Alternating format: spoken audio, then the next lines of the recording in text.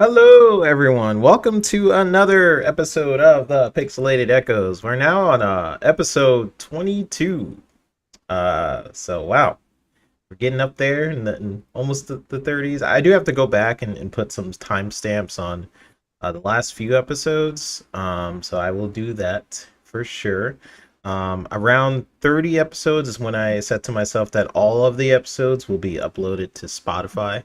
So just like an internal sort of marker for myself. But appreciate everybody starting to jump on in. We've been getting some questions about like when we're gonna put some stuff on Spotify and all that different stuff. But notice this isn't Sunday. This is Wednesday. I'll explain that in a second. But yeah, basically, always want to make sure we get some great content and stuff for you guys, and we got some great topics and stuff coming up. And we got a guest. We have a special guest joining us for today's episode. And as always, we're gonna start the show with what we've been up to, what games we've been playing. But yeah, we originally honestly it started off like last Sunday. I just wanted to play Starfield, and I was tired, and I was just like, listen, I don't get a lot of time to game on the weekends because usually Monday through Friday I'm working on commercials. Usually I work after hours too, so it spills into like right now I'd be working, for example. And I just wanted to game, and I was just really feeling Starfield. Um, I just been playing it a lot. And I'm basically on my replay through. I think I was like level 30, 40 something. And usually I don't really play the main missions, or I try in that playthrough I wasn't really playing a lot of the main missions. I got up to a certain point, I was comfortable, and I was like, okay, screw the main missions. I'm gonna go off and just different planets and kind of screw around, and um I'll do some missions to like level up my character and stuff, but for the most part, I'm gonna do just side missions, go off on planets, and just scan stuff. So this replay through is me really going through the story, taking my time, and having a good time. I actually started up the DLC, and I'm gonna get these guys' thoughts on what they've been up to and what they've been playing. Um, and I started up the DLC, and I walked in the ship. I heard some creepy music and things going down, and I was like, nah, and I'm not ready. And then I stopped. Good, but I want to get to a decent part in the story first, and then I'll play the DLC because I have a feeling I'm gonna be spoiled on some things. I know the ending for the most part because of spoilers and stuff, but I haven't experienced it myself. So, right once I finish that, then I'll go ahead and play the DLC. So, let's get into our guests, man. Officially coming all the way from Yeehaw, Speculation Town, the Mavi Wine, the fun of all the speculations. All the speculations, he's probably the funnest. I guess he's all right. We got Mav. How you doing today, brother? What you been up to? What you been playing? Oh man, I've been running the gamut on stuff, dude. I'm kind of weirdly addicted to Aura History Untold, and I'm Oh yeah. still technically in the tutorial.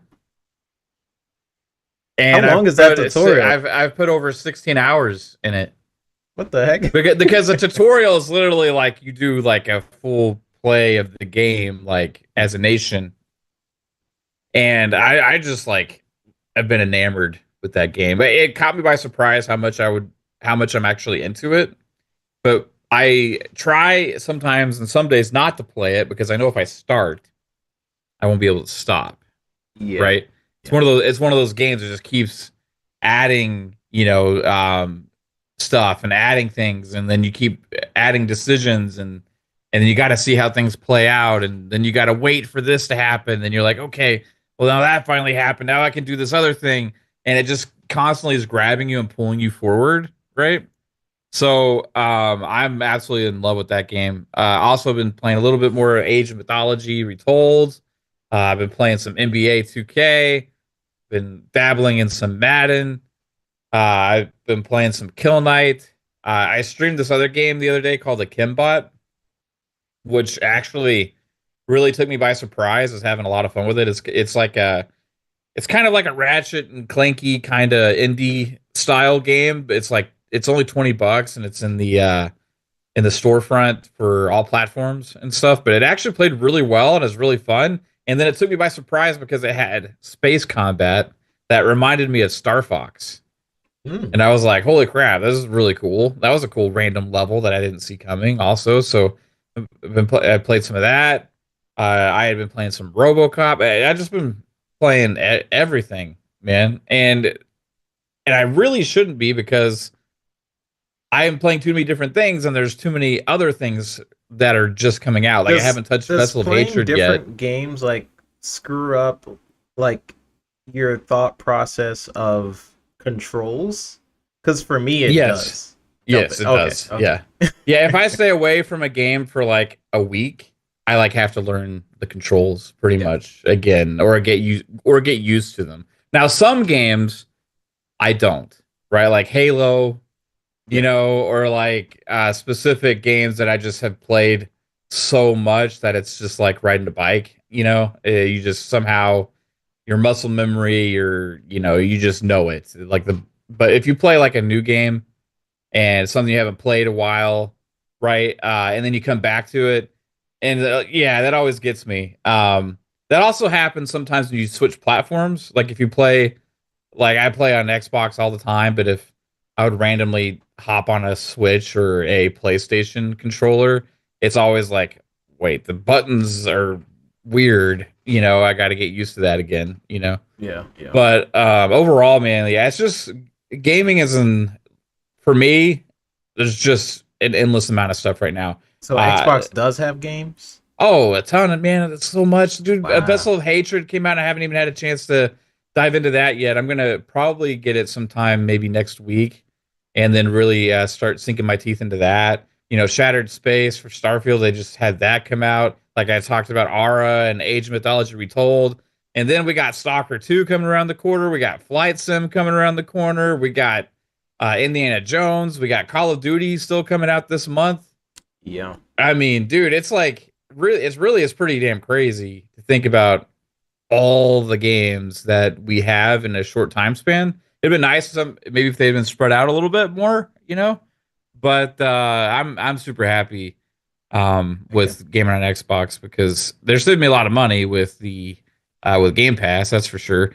But all of those other things I just talked about, but what I might actually want to play the most is Metaphor, which comes out in two Yeah. days I officially. definitely gotta check that. I still haven't gotten the chance to play the demo, but the actual game is coming out soon, right? So I should just Yeah, the 11th. wait for that. Yeah, So yeah, yeah. I'll just It's probably buy it.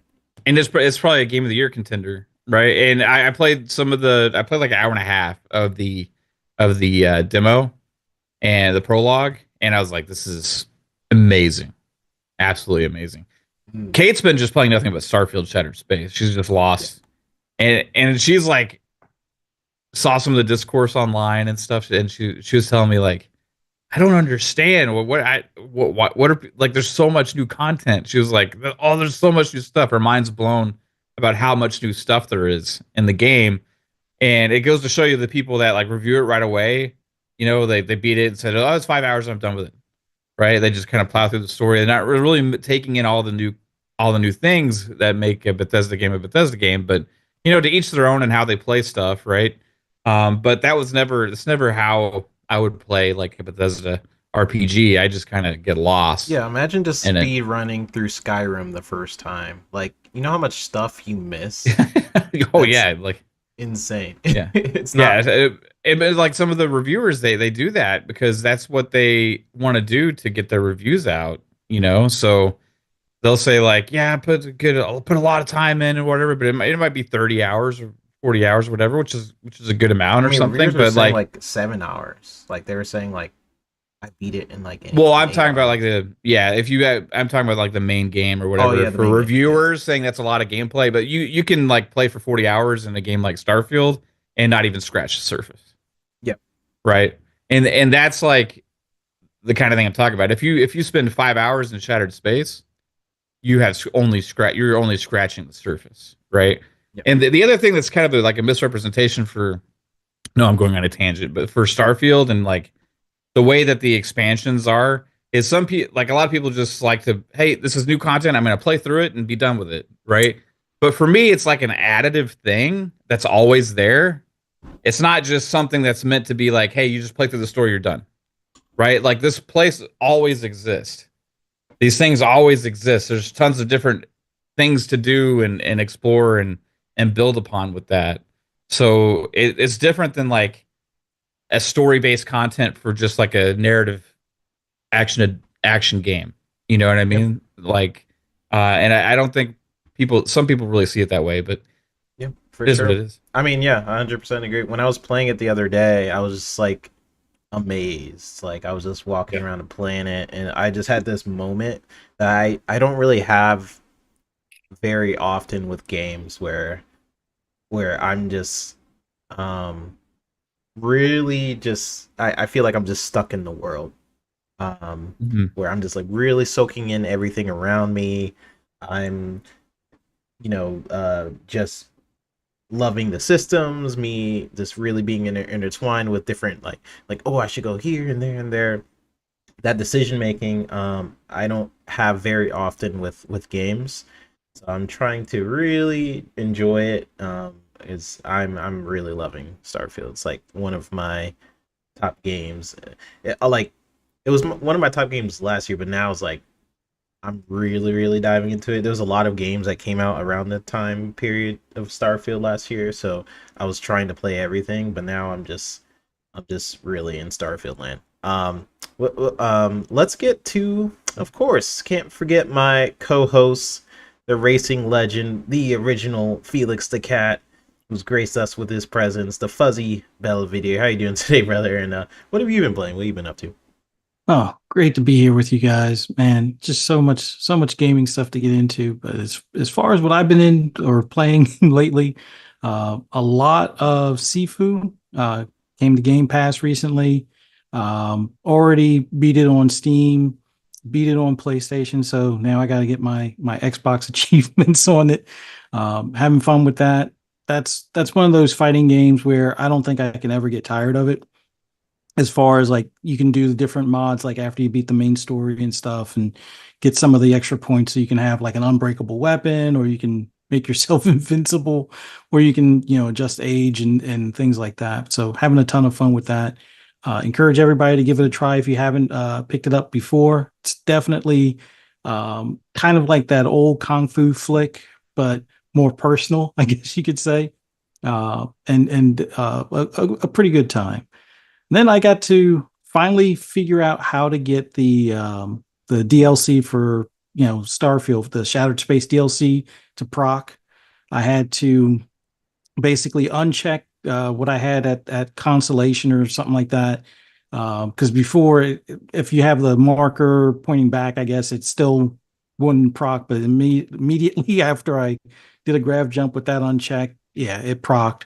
Um, and you go through like what you were saying earlier, that creepy space Oh station. yeah, yeah. But I definitely encourage everybody to give it a try, especially if you did the early access pre-order and everything like Mhm. that for when Starfield originally released. I think there's a lot to it. They've definitely adjusted the atmosphere so you get the sounds and you can hear kind of where the sounds are coming from on other sides of walls and things like that. And you can kind of see the glow or whatnot if there's something in your presence kind of thing. But it can be a little frustrating touching some of the walls that might be glowing as well, because it kind of bounces you as far as like where you warp to, and then you have like some sort of radioactive problem for a bit. But yeah, loving the scenery of it.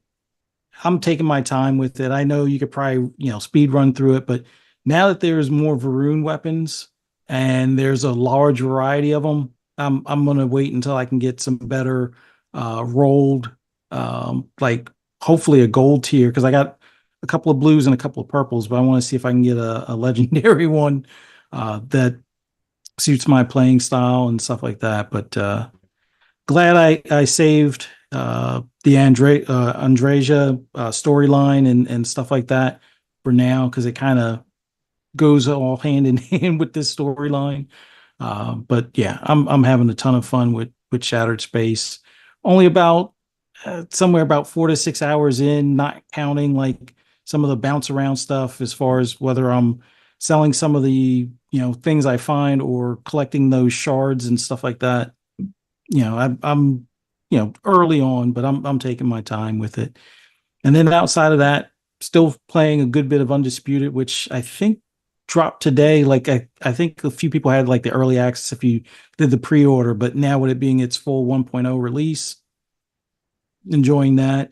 I was about to get mad because I thought they had taken some of the boxers away that we originally had, but they have actually added a couple of variants of like earlier variants of some of the ones that were in the early access and stuff like that. So a few more boxers, but I'm pretty sure that they're going to constantly have content packs with newer boxers as they negotiate deals or contracts with them.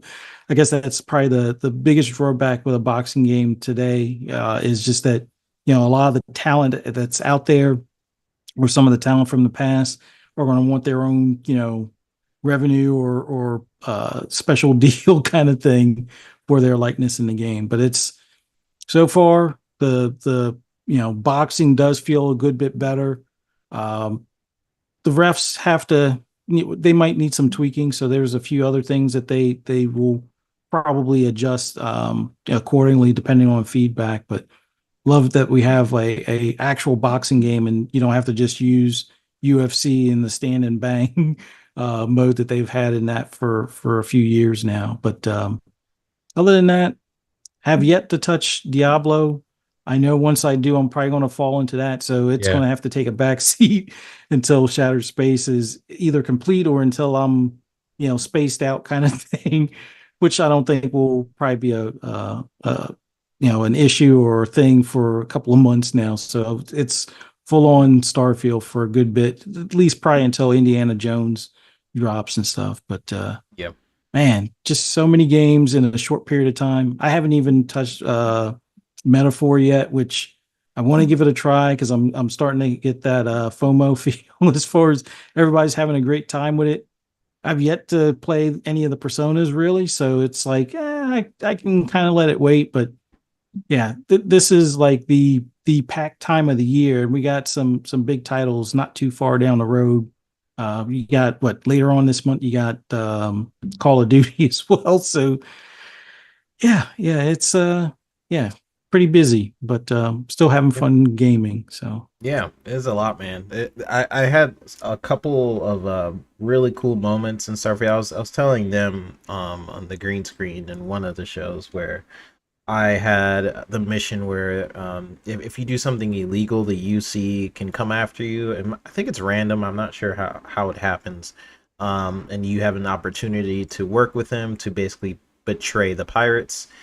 Um, and I initially took it. I was like, yeah, I'll do it, whatever. But then later on in the mission, you have an option to kind of like back out on it. It probably would have just been easier if I just denied them right then and there, because I'm Team Pirates right now. But I didn't, and I basically had an all-out war with them, and I basically shot most of them. I ran in the ship and then just dipped. So that wasn't good for me for many reasons, because they've been coming after me ever since then. And I was gonna redo my save. I was like, maybe I should have went back, and I was like, no, I'm gonna stick with my decision. Just stuff like that. You don't get that in a lot of games. So I've been living with my consequence of going against the UC. I haven't reached the pirate base yet because now I have an option to like talk to them or something like that. I haven't gotten a chance to talk to them yet. I've been just trying to level up my ship. So I just been trying to get a lot of money and credits and just do a lot of stuff. But yeah, absolutely loving it. Yeah, and that's just one of the faction quests too. Like there's yeah, hey, like I the was faction avoiding quests them. in and of themselves are like their own game, pretty much. Hmm. Yeah, I wasn't sure which faction to join, so I was actually trying to avoid a lot of factions. I was like, I gotta think You'll about it. eventually do them all, man. They're all worth it. Like, Okay, I Yeah. wasn't sure if like joining one yeah. faction would like affect another one or The only way that with the that one with the Crimson Fleet, right, where okay. you're making that decision, but you kind of can play both sides for a while, and then make your ultimate decision towards the end, right? But like the other ones, like the Samco missions, like the rain was it the Rangers? I forget what the Yeah. yeah the Rangers. Yeah, so you have those, then you have the robotics like manufacturer missions, and then you have uh Was it the Ryujin? yeah that one. Uh, they're just each their own like grand game, and like you get sufficiently rewarded at the end for doing them, right? So it's definitely worth it. Okay. My favorite might have actually been the Ranger quest, Mm. just because the it just takes you in different directions and stuff. I Yeah, did do the I forgot about this. I did do the tracker one. yeah, the Tracker Alliance. Yeah, Yeah, the Yeah. tracker lines. I did do that one and that was pretty fun. I hope I well yeah, I guess I'll go back at some point and just take some bounties. The first mission kind of pissed me off though. If you guys remember what happens in the first mission of the trackers, I don't want to spoil too much for people who haven't played that section, but yeah, something happens and I'm like, ooh, made me mad. But it's good. It's good. Um, you guys have been chatting it up, asking us questions and stuff. So let me get to that, and we will eventually get to our first topic. Umber might join. Send him the link, so he might pop in here. He oh might pop in boy, at the perfect moment he's because gonna torment me. we'll be talking about Unreal Engine. So that's going to be an interesting topic for him to jump in on. But we'll see. We'll see if he hops in. Um, we got Prince Green saying, just got back from Boom Show. What's up, everyone? Pixelated Echoes, do you use Blender or Maya at work? I use Maya. Whenever you see like Aflac commercials and stuff, it's a Maya rig. Um, so yeah, I mostly just use Maya for everything, including I guess I didn't even talk about the cheese wrap. Yeah, I use Maya for that too. Listen, that cheese wrap that I made, I have no idea where it came from. I was just making some tacos. You And I eat was you're making tacos and you were cheesing your tacos and you started yeah singing cheese yeah. songs. It's Okay. literally, I was like So, opening the fridge and I was like, "Where's the cheese?" I was like, "There's some cheese on there." And I started getting more country with it. And then I was mhm. like, this song is so ridiculous. I should record this. And then I was like, oh, I should put a beat on it. Like, oh, then I should animate it. Oh, I should put some like captions. And then it kind of got out of hand. Yeah. Um, but yeah, make sure you guys put your cheese on that beer. So Man? on that man, Man? man. Yeah, that was The Parmigiano Reggiano, put some cheese on it. and the thing is, I only I did that. It was 2 takes and it was freestyle. I didn't write anything down, so that was the second take that I did, and I was like, it Yeah. seems good. And then Are you yeah, just saying that so that way the record labels all hear you know you have the talent to freestyle a cheese rap? yeah, Just you calling putting me it out, out there. man. I'm trying to A get little that. bit. I mean, it's a Trying to get humble that. brag. Just saying. A little bit of a humble I'm trying to brag, get that record deal. And just so Uh, y'all know, it was I freestyled it second take, no yeah, cuts or edits or yeah, anything. It just came off the top of my head. I was just making tacos. And no then I made biggie. this song, and then I said, "Hey, I'm just gonna go ahead and animate it myself too. I can make my own music videos, everybody. I can make my own music videos. I can write the songs. I can Yeah, drop the beats, and call I me. don't even have to have a writer.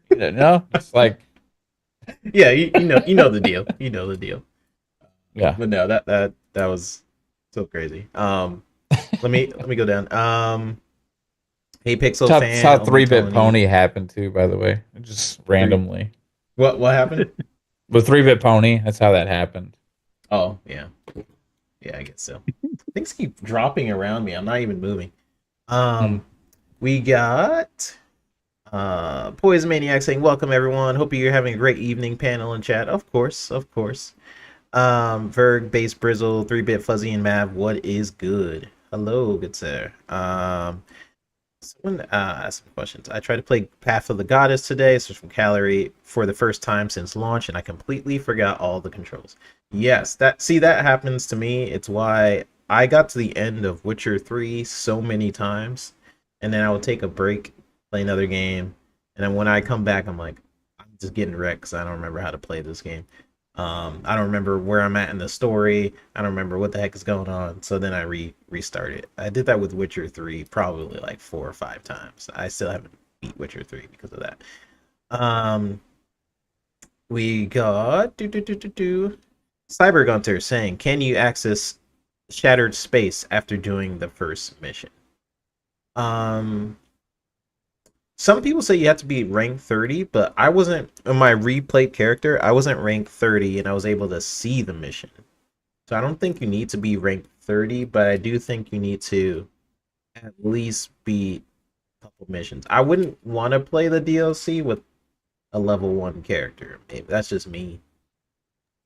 But You're going to want your jetpack to be somewhat decent, and yeah. you're going to want to have a decent control with your laser weapons. Or you don't have to have laser weapons, but laser weapons would probably be best. Yeah. Yeah. Like, especially from what I heard, there's a lot of space sections, a lot of gravity sections, so you're going to be floating a lot. And if you have a normal gun, for those who don't know, if you have a normal gun in Starfield and you're shooting, it actually is throwing you back. So the momentum of the bullets are actually causing you to go back, which I don't mind. It's kind of fun, but the lasers actually keep you stable when you're in space. So it's a pretty cool feature that they add in there. But I don't think you need to be level 30. I could be wrong about that, but I saw I something wasn't. about that, but I don't know if it was just a suggestion. I Like think it's suggested level. Like I think when I went to the DLC mission, it said like recommended level or something 30 Mm. or something. But I wasn't level 30, and I was able to try the DLC mission for a second. Then I backed out because I want to do some stuff before I do that. And which answers only Tony. He also asked about that. Hope that answers your question. 3-Bit, how difficult would it be to get someone from solo leveling on your show? Do it. I don't know. I do want to do like interview stuff, but what is solo leveling? isn't that like is that an anime? That's the anime. I haven't know. seen that one. If that is what I'm thinking of. I need to Google. Yeah, I feel like googling, but googling is kind of cheap. But I'm pretty sure it's that anime. It's a South Korean web novel series. Mm. Oh, okay. Yeah, we talked about that. How did I forget that?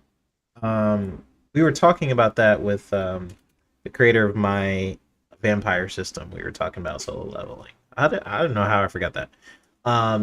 Yeah, probably. The creator of my vampire system, me and him are actually scheduling another interview at some point, figuring it out. So if you guys have any questions about that or questions you would like me to ask him, just let me know. All right. 3-Bit did one take. It wasn't one take, it was 2 takes. The first take was me just like put some trees on that beat. Put some trees on, and then I was like, this needs other lyrics. And then that was mostly the second. That needs other lyrics. That's just the one. Yeah, and he needs a little bit more flavor. So that's what the second take was. Nice. So almost 1 take. 35 isn't required, but recommend. All right, cool. Yeah, you guys are killing it in the chat. Infinite Umbra says it's a manhwa turned to an anime. Yeah, okay. Manhwas are awesome. I love manhwas. Okay, so let's get into our first topic of the day, which of course is Halo. I'm gonna put up some footage so you guys can see. So I haven't really gotten to talk about Halo yet. News broke on Sunday when we usually have our show. And I was like, I was telling Fuzzy the DMs, I'm like, of course it freaking breaks on the day we decide to take a break. So yeah, I was really into Starfield. Me and Fuzzy are gamers first, so we didn't get to talk about it on that day. But let's get into it. So now Halo Studios, previously 343 Industries, announced their move to the Unreal Engine. I have the video up on the screen, which they titled A New Dawn. This comes directly from their website because I actually wanted to track down what they said. Some of it, I believe, comes from what they're saying in the video, and some of it is just on their website. So it says, "We are Halo Studios, and a new dawn is breaking as the future of Halo is being built with Unreal Engine 5. Join members of the Halo Studios team to learn more in this behind-the-scenes video." They link the video, and then they say, if you really break Halo down, there have been two very distinct chapters. This is right underneath the video. Chapter 1, Bungie. Chapter 2, 343 Industries. Now, I think we have an audience which is hungry for more. So we're not just going to try improve the efficiency of development, but change the recipe of how we make Halo games. So we start a new chapter today. This is from Pierre Hintz, the studio head. Becoming a fan of him, just the way he presents himself, the way he's been handling the Halo Master Chief Collection. Like, he gives me a lot of solve a lot of peace of mind when it comes to Halo franchise a little bit. So following that up with later in the article, says a key step in our path for the future is Project Foundry, neither a game nor a tech demo. Foundry represents our multi-discipline research and reflection on what is required to build Halo in Unreal. I hope people look at that part. For the people who said Halo Master Chief is looking like he's too fat, too pudgy, or whatever the words are, too feminine, I've heard. Like, look what they're doing to my Master Chief. Yeah, I would look at that quote. While also serving as a training tool for our development process going forwards. Switching from the studio's prepared, oh my gosh, I can't even say that word. Proprietary? Proprietary slip space engine, goodness gracious, to Unreal is a key part of that change. Previously, 343 Industries needed a large portion of its staff simply to develop and upkeep the engine its games ran on. So it said a lot of interesting things after that, but what I kind of took from the announcement was awesome. They are starting to set in place their development pipeline for a future Halo game. So me personally, being in the early stages of game development, most likely they are looking at the assets already made, seeing how they can move at the assets to a newer engine or need to completely redo some. And that would include models, animations, how much code could they bring over. Unreal Engine uses let me get a fix it. Hello, Umbra. Let me get his window fixed. One sec.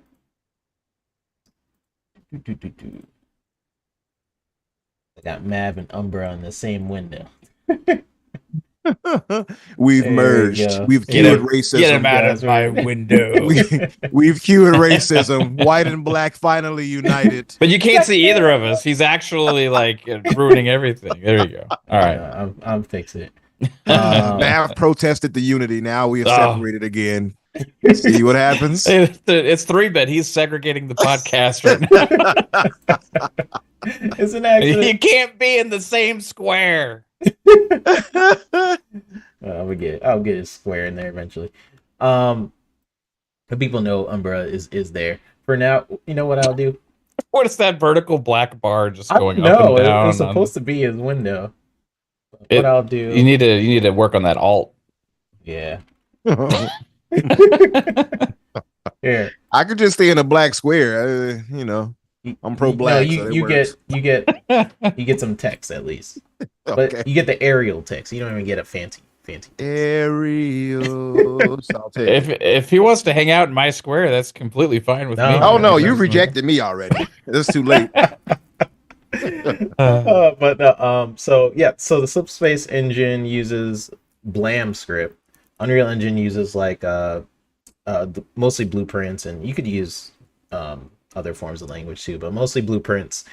And it's kind of like, so it uses Blam script, which uses Common Lisp. It's kind of like an editing kit that handles the encounters you see, like in Halo 1 and 2, 3. It handles the encounters, the cinematics, the triggers, and the campaign.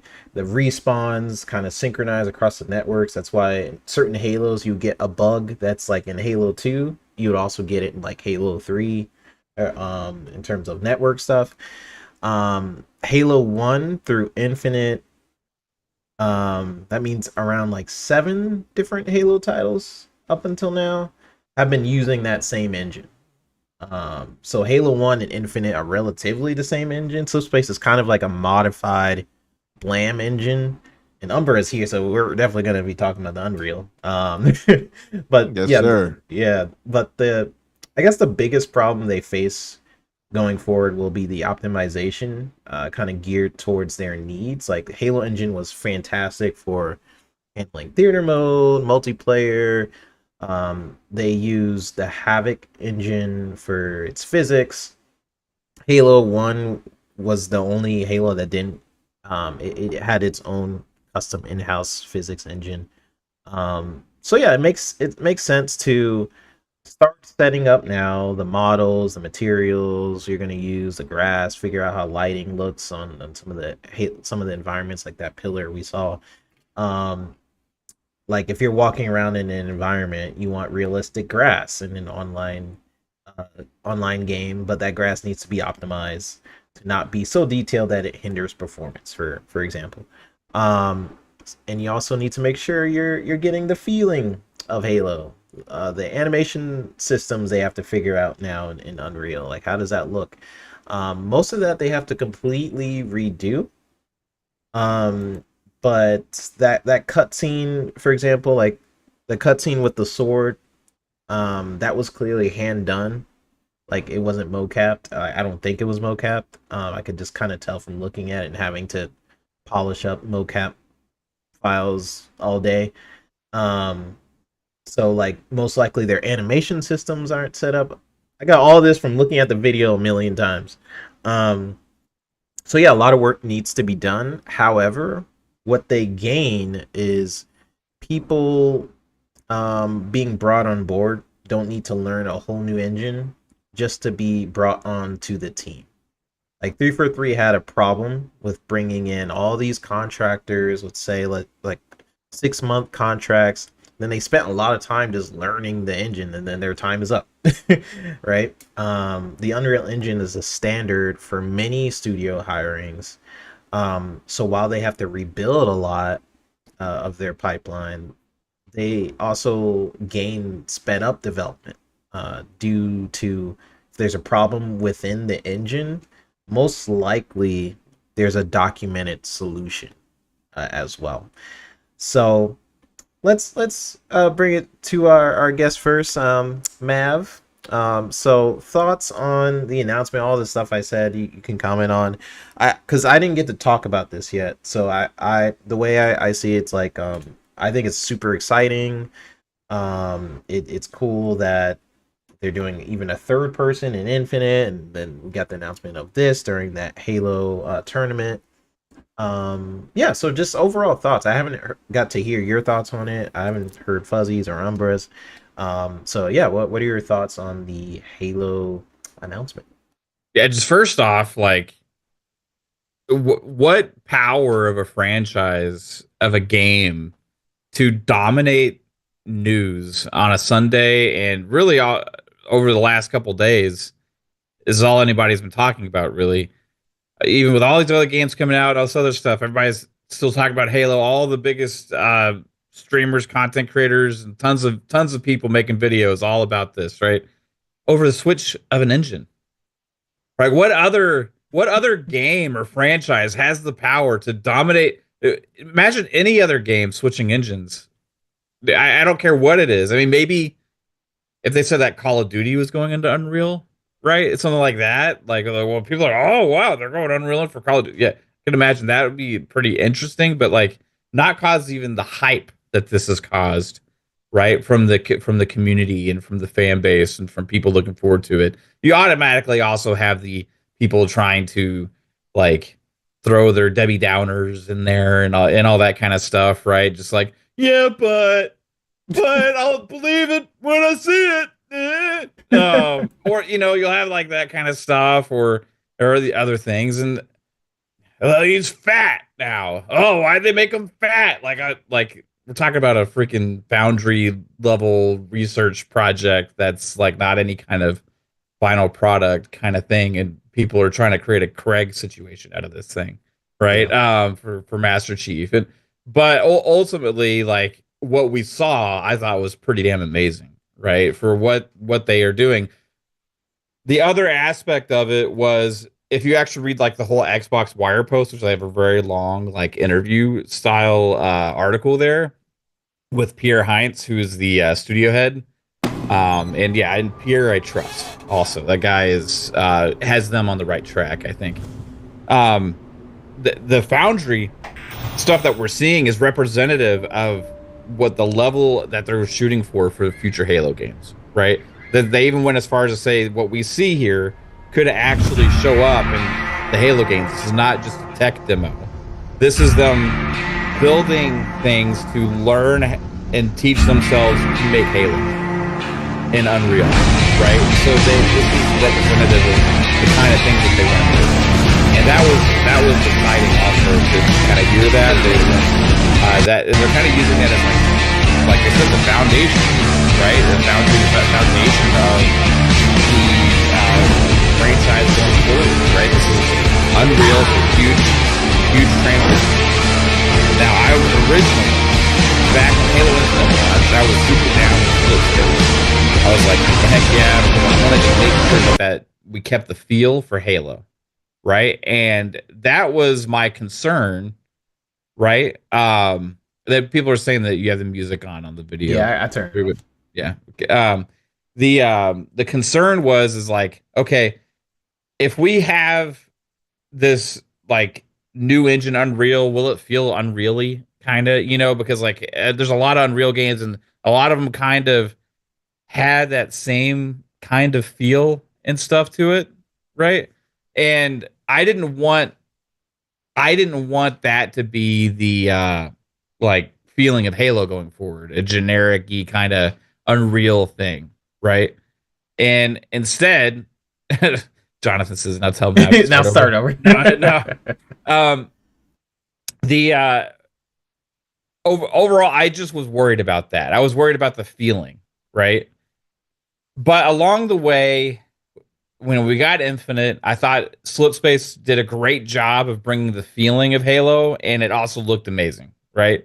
But it created all the problems after the game launched, right? It created the pipeline problems. It created all these other kind of things, and we kind of see why we're not getting more Halo than we are. And I think they've done a great job kind of turning things around and have a great product, and I love the game. But going forward, can they continue that kind of thing where they said on this video that they were split between being a tech company and a studio, a game studio, right? And this is allowing them to allow Epic to be that tech company, and you're licensing that engine, and now you can focus on, hey, we're making the game, right? We're making a game using these tools that are provided to us that tons of developers around the world already know how to use, right? And they'll come in and we won't have to spend so much time trying to teach them how to do the most basic of things in our engine. And now we can say, hey, this is what we're shooting for. Let's get to work and all this other kind of stuff. And they can shape the games. And what Pierre said at the end was, he said that like everybody here's job now is to focus on just making the best Halo games, right? As opposed to before, they're split up between all those other kind of things. So overall, I've come to, because of the issues that have happened with Infinite after launch, the slow rollout of content for the first year and a half, really, right? Like I've become more accepting that I'm ready for and willing to accept a fresh start for Halo, even if it doesn't feel the same. Which I think they're still going to be able to get kind of close, or maybe create a new kind of feel that I'm going to like. But that's not what matters to me as much anymore. I care most about the stories. I care most about them being able to give us more, because the franchise has been neglected as far as everything that we could possibly get. Now we're going to have the potential to have way more experiences. The fact that they already have multiple projects in the works and they're already hiring for all these different projects is super exciting to me as a Halo fan. And I want to see what they are. And like, if they look like this, dude, that's going to be incredible. But like, I also want other kind of like ideas out there, and I'm hoping they can like do some different kinds of games now and all this other kind of stuff. You'll have like the mainline Halo, you'll have like, the spin-off games, you may have remakes, you may have, who knows, everything that they can do. Right. But I think everything that we're going to get is going to look great. It's going to play great because they're going to put all the resources behind it. Will it be the same? I don't know. I don't want it to be the same anymore. I have Infinite for that. I have the Master Chief Collection for that. I have the past games for that, right? If I want to live in my nostalgia and the feel of the old games, I can always go back to those. For me, this is like a cutting off point. Right. This is a cutting off point to where I'm going to be looking forward to the future of the franchise and find out what they're going to deliver. And that's exciting because it's unknown, right? It's not just a new Halo. It's new Halo. Yeah. And I always say, like, to people that, like, because what I usually see online whenever people are really like criticizing Halo, they're like, oh, the franchise itself, like the Halo Infinite was so terrible, and like the franchise has gone downhill. Like I never really agreed with that sentiment. It's always like always, if you really want to look at the review scores, look at what the conversation was with Halo Infinite when it first came out. It really was the problems after launch. Like I don't believe there's ever been a bad Halo, in my opinion. Like most Halos are better than most games out there. Halo 1, 2, 3, 4, 5. And each Halos is like kind of different in their own way, but they do have a formula that people really love. That sandbox sort of feeling that people really like with Halo, where it's like it's like really hard to capture that feeling of Halo, because it's like a sandbox, but it's also like you're not dying right away. You have like the 4-shot kill with a battle rifle, and you have physics also being involved. Like sometimes I remember I got killed by like a traffic cone randomly. Like it's a very unique type of game, but I can't agree with the sentiment that like it's gone downhill, or I could agree with the sentiment like behind the scenes they've had contractor issues and things like that, but as far as external what they've delivered, like Infinite is an incredible game. Mm-hmm. Halo 5 was an incredible game. Was it divisive because people like, oh, I wanted it to be like this Halo, not this Halo. Every Halo game's divisive, and every Halo game going forward will be divisive. Yep. Because no other franchise has the expectations of Halo. That's also why this news is such a big deal. Like people care a lot. Like even the people that pretend like it's dead and they say this is a dead franchise, nobody cares about it anymore. They spend hours talking about it on their shows, right? Or on and they make videos about it, and they're like, yeah, this is great. Oh, this is amazing. Oh, will they be able to deliver? And like, well, if it didn't matter, you wouldn't even be talking about it, right? Like, it's of course it's one of the foundation games, right?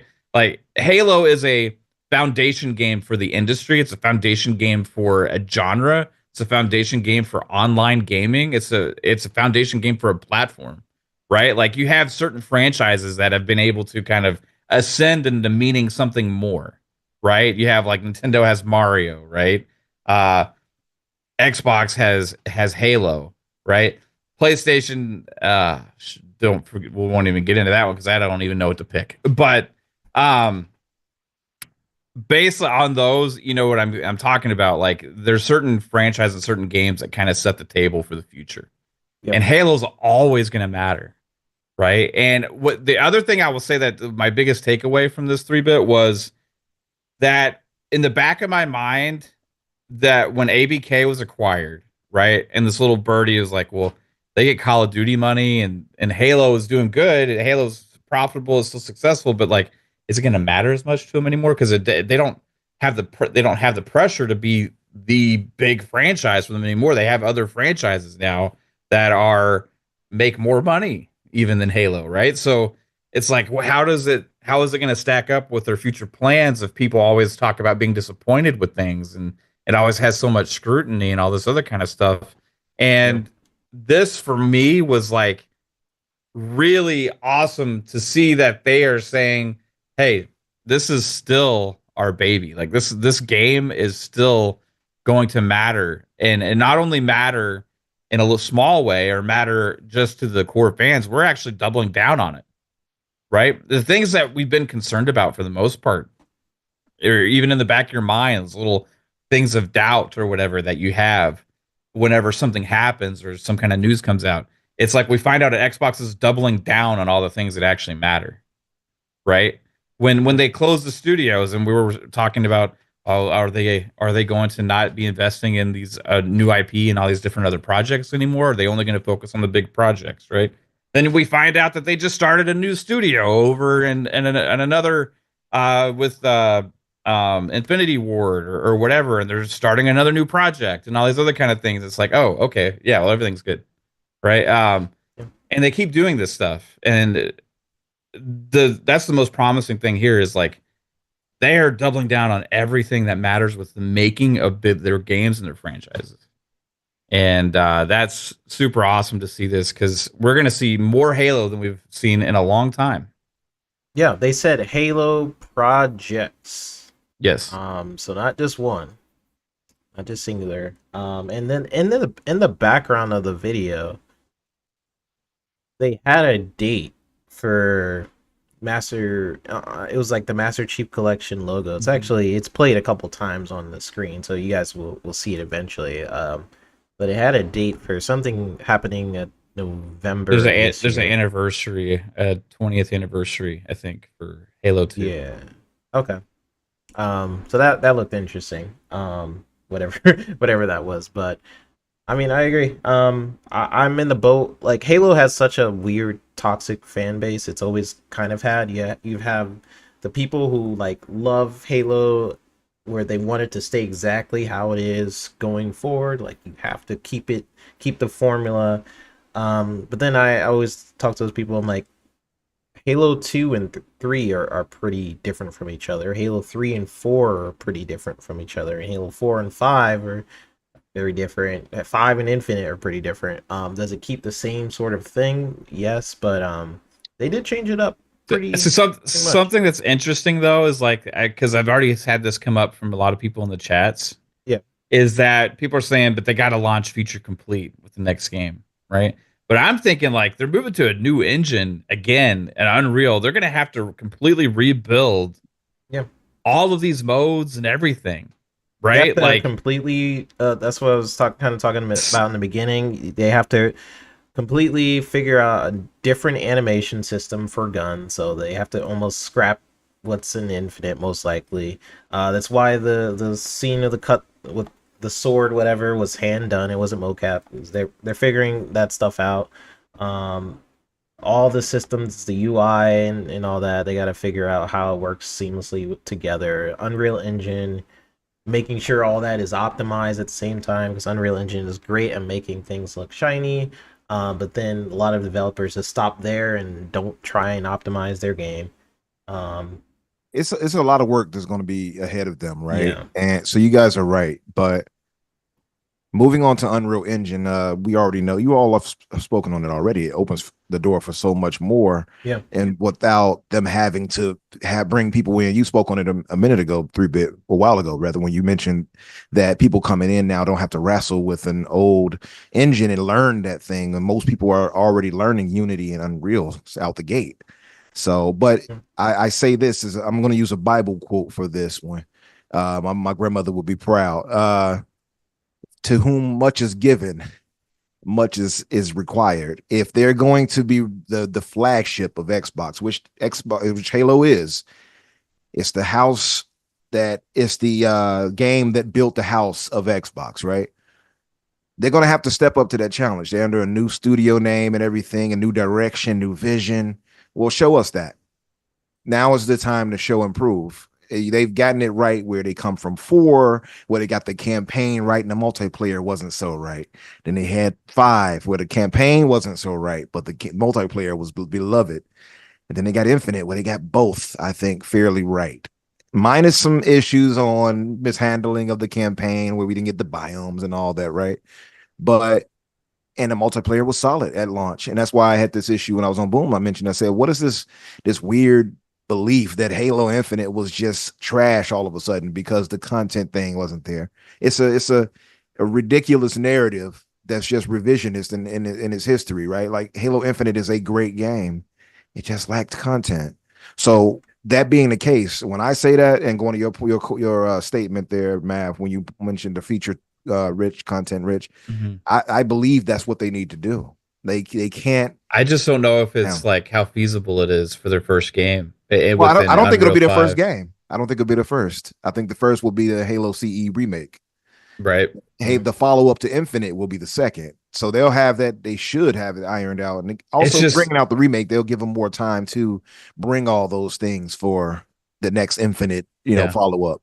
For me, it's just like when Infinite launched, right? We didn't get Forge at launch. I was okay with that, right? Mm-hmm. We didn't get co-op at launch. I was okay with that too, because we had a huge campaign. We had multiplayer. It was the after content that took a long time, right? That like bothered me more. Like one map in 6 months was like ridiculous and all that kind of stuff, right? And it was like, but like for these other things, I just that's my fear, is that there's still going to be so much more like from the fan base still requiring everything that's ever been in every Halo game ever to be in this new game, but they're also taking on the work of building Halo now and a new engine and everything for the first time, really, and moving it over to something different than they've ever used before. Now, obviously, they'll be able to do more, and it should ease the content pipeline, but like out of the gate, to have everything for the next big mainline one, I'm just personally, I'm more willing to accept the fact that like maybe we're gonna get different modes over time, right? With these games now, because no other franchise besides like Call of Duty has those expectations. Like Call of Duty has an entire publisher making the franchise, right?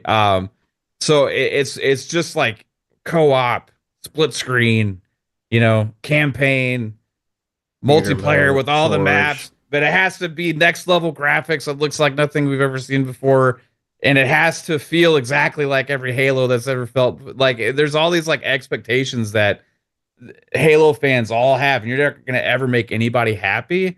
I just want to, whatever they make going forward, I want this to be a new era to where maybe we as Halo fans can like learn to accept and judge what they put out for what it is, and without the stigma of the past, right? Because this is a new era. This is a new era for the Halo, but it's also it's different. Gaming it's different. The way they build games is different. Like what it takes and all this other kind of stuff. It's not like it used to be, right? So, and so many games get judged on like expectations of this and this and this when they're like never really promised and that kind of stuff, right? So I think that some of that's marketing, and when they're gonna have to set the right messaging up front, and when especially they announce the next game, but like just don't overpromise, and I think people will be more okay. But it's gonna be impossible to make everybody happy, because I've seen that already in the in the chats, and people are saying like, it just needs to feel like Halo. Look, maybe what if it's not really exactly like it? You know what I mean? Are you going to still be okay? Or the people are like, it's got to be launch feature complete. Like, what if it doesn't launch with Forge mode now? Because I got to completely redo all this stuff. Like, are you going to be okay? Because how long? I mean, all the other Halo games are taking the base core engine and foundation of there, and they're moving it forward, and it still takes them 5 years to make a game, and now starting from scratch pretty much on everything. Maybe I would it's say not, maybe it's not that your point complicated. there, I don't know. to your point there, I would say like the whole Forge thing. I get you. My thing, my statement on that, because we talked about this on the Infinite Sunday. When it happened, we did a pre-record for it, right? And I said for the Forge thing, it's understandable if that's delayed, because Forge is insane. Like I look at that and I just turn away. Like, nope, I don't have time for that. Like it's basically a game engine inside of a game. Exactly. I'm like, I'll leave up to my brother 3-bit. I ain't got time. I'm about to go crack a Spartan in the back of the head. I ain't got time. Like, that's too much for me. So I imagine them trying to transition that over to Unreal. It's going to take some time. So now that I would agree with you, I do not mind them having that as a delay. But what they have to do is get in front of that, and messaging has to be in a key component where they say, hey, we are turning Forge over from the, Right. our proprietary engines over here with Blam / Slip Space, and we're bringing it over to Unreal, and we're going to give you the Unreal Engine tools. You see that Unreal Engine demo where they were showing in 3-bit, you would know it. Yeah, I know you've seen it, and of course I've practiced with it. But how they started morphing the world and all. Imagine giving that to the Forge makers. Can you imagine? Oh yeah. Like, so I don't mind them saying, hey, that's going to be a year or two or something like that before you get it. I wouldn't even care, right? I would, if they say a year, I ain't gonna say a 2, that's too much. But if they say a year or whatever, let me not go too far. But if they say like a year, a delay for that or so, I'm not mad at that. But you still have to give us game modes at the onset. They have to avoid the pitfalls of Infinite, and that's really it. So I got a question about co-op, right? Because let's say the next mainline Halo game is open world, right? The one thing that we've seen, like with some other games here in Unreal, is that they struggle sometimes with massive open world games in co-op. True. Where you can be able to go everywhere, right? Because that's been a bottleneck for them, and it's caused issues with frame rates or another kind of things. The same kind of thing they had trouble with on Infinite and Slip Space. So, like, that's one of the reasons I think that it took so long for them to get that ironed out. Yeah. But like, I'm wondering if like that could be an issue going forward too. You know what I mean? I would toss this to you 3-bit just to ask. Yeah, isn't the bottleneck largely caused because of the CPU, because of the situation with the CPU / GPU for Unreal Engine? GPUs, I know, is a heavy thing for Unreal, but wouldn't that bottleneck be because of the CPU processing all that land and everything like that? It's a mixture of the CPU and just overall optimization when you're bringing, like, because when you open up Unreal, you have access to like there's like an export feature where you can put it in Switch, Xbox, PlayStation, and it's basically not auto optimized for those, but you can build it out for those different devices. So what they have to kind of deal with is something that I was kind of hinting at in the beginning of my talk, where they have to look at all the assets they have and almost think about optimization at a very early standpoint, knowing that this might be online. You might have 30 people running around on this grass. So like something in Hellblade 2, for example, all the fidelity that is in that world, amazing, right? Imagine you add another player to that. That means like, oh, well, I was optimizing for one camera view, not necessarily like 2, or I'm hiding a lot for this specific character. It's not made to have another character jump into the world, and then we are looking at we're supposed to be looking at the same thing at the same time. That's stuff they have to solve pretty early on, and that's what I got out of the video was that those are the systems they're building right now, like figuring out how materials and stuff. That's why they always show like the water and they show like the building and stuff like that, because you have to really optimize those first before you start adding all this stuff in there, because if that is really strong, the foundation, yeah, or the foundry, right. Like if that is really good, then that means when you start adding in all this different stuff, then you're not set, but like you're at a pretty good spot for when you start adding in 60 players and 50 players and That's what things I'm like that. getting at though with this new era. I kind of want them to not go and shoot for everything all at once. I'd rather them just deliver like more of a amazing focused experience and then build upon it over Yep. time. You know what I mean? Because if that means if everything sacrifices because you're going so grand, right? To where it's like, hey, this is all new stuff and we're doing all this and it's gonna have everything under the sun, then it's like, okay, yeah, maybe it's so big and ambitious, it's crazy, but like maybe it'd be better if because like Halo CE launched with campaign and it had console multiplayer and then it had like split screen co-op and stuff, right? Then they added it wasn't until later, then we got online, then we got matchmaking, and then we got Forge, and then then we got DLC, it kept compounding and adding on and then adding on and adding on over the years and years, right? Meanwhile, Where other no, games all will those give you less and less and less. Yeah. in other games we're giving less and less over the years, but Halo's always had to give more and more and more. And doing this now, it's like, for me, I almost kind of wish it's like the community accepts this as like a fresh starting point to where we can build a new foundation, right? And instead of have these expectations that they have to do everything under the sun at launch of a new The game. only way to avoid that, Mev, in my opinion, is it's kind of like what Santa Monica had to go through when they rebooted God of War. They kind of had to take the genre itself in a different direction, so that way people could accept it. If you're doing a new Halo, but you're kind of showing similar things to like Infinite or whatever, then people are going to have the expectations of Infinite plus whatever. But if they take the next Halo and be like, hey, but this one has RPG elements in it, or this one is like a third person type Halo, then people's expectations, I feel like, would just I'm just figuring out how to do it naturally. If I was like on the team. Maybe Umbra's onto something though, where maybe the first project, the best thing to do would be a Halo CE remake, because that didn't have all those things. Yeah. Right. True. So like the it's like a good testing ground for sure. Yeah, I think it's a good testing ground, and also I think to the point of the open world thing, maybe it might not be fully open world. Maybe it'll be semi, to play into that. Yeah. We've seen it doesn't need to be. It doesn't need to be open world. Yeah. I mean, I'm not opposed to it either. I loved it. Yeah.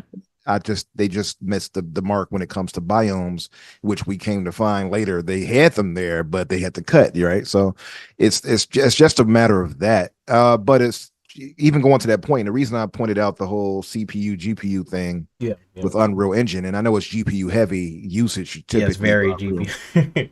but those are going to be next gen, right? Like this game, the next Halo game we get is not for this gen. I don't even this Halo CE remake, whatever. I'm assuming that's what it is. That's not going to be for this gen. We're not getting another Halo until next gen, everybody. So by that point, the hardware is going to be crazy enough to support the things that we're talking about when we say, hey, Unreal can do this and that. You know what I mean? And I think that's the more important part. Like I have a 4080 Super. I played, and I'm not saying this to brag somewhat, but you have Black Myth Wukong. Myth Wukong runs like trash on the PS5 in most cases, right? Like it's dropping and dipping, whatever. It's not having that issue on a higher end spec device, right? Even the 4080 Super is overkill for that. You can go lower than that and still do very well. And so I think the next consoles we get, I've already said this before, I think they're going to be pretty decently high spec, and the price is going to match in some ways, right? So with that, I think the next Halos we get will use that hardware to its advantage. You're going to it's going to push Unreal Engine in a lot of different good ways, I think, and I don't think it'll be bottlenecked or hurt by that. And I think that's why they made that's a good point. Yeah, that's a good point. Yeah. Next gen hardware will be definitely where this stuff lands, probably. Like for sure. We're not going to see any of this till then. Yeah, I always talk about like whenever you're getting these games, modern day game development, when you get new technology, like what Sony's kind of talking about, like, oh, we can up-res our textures and things like that. It always has to come from a basis of making sure that the foundation is optimized first.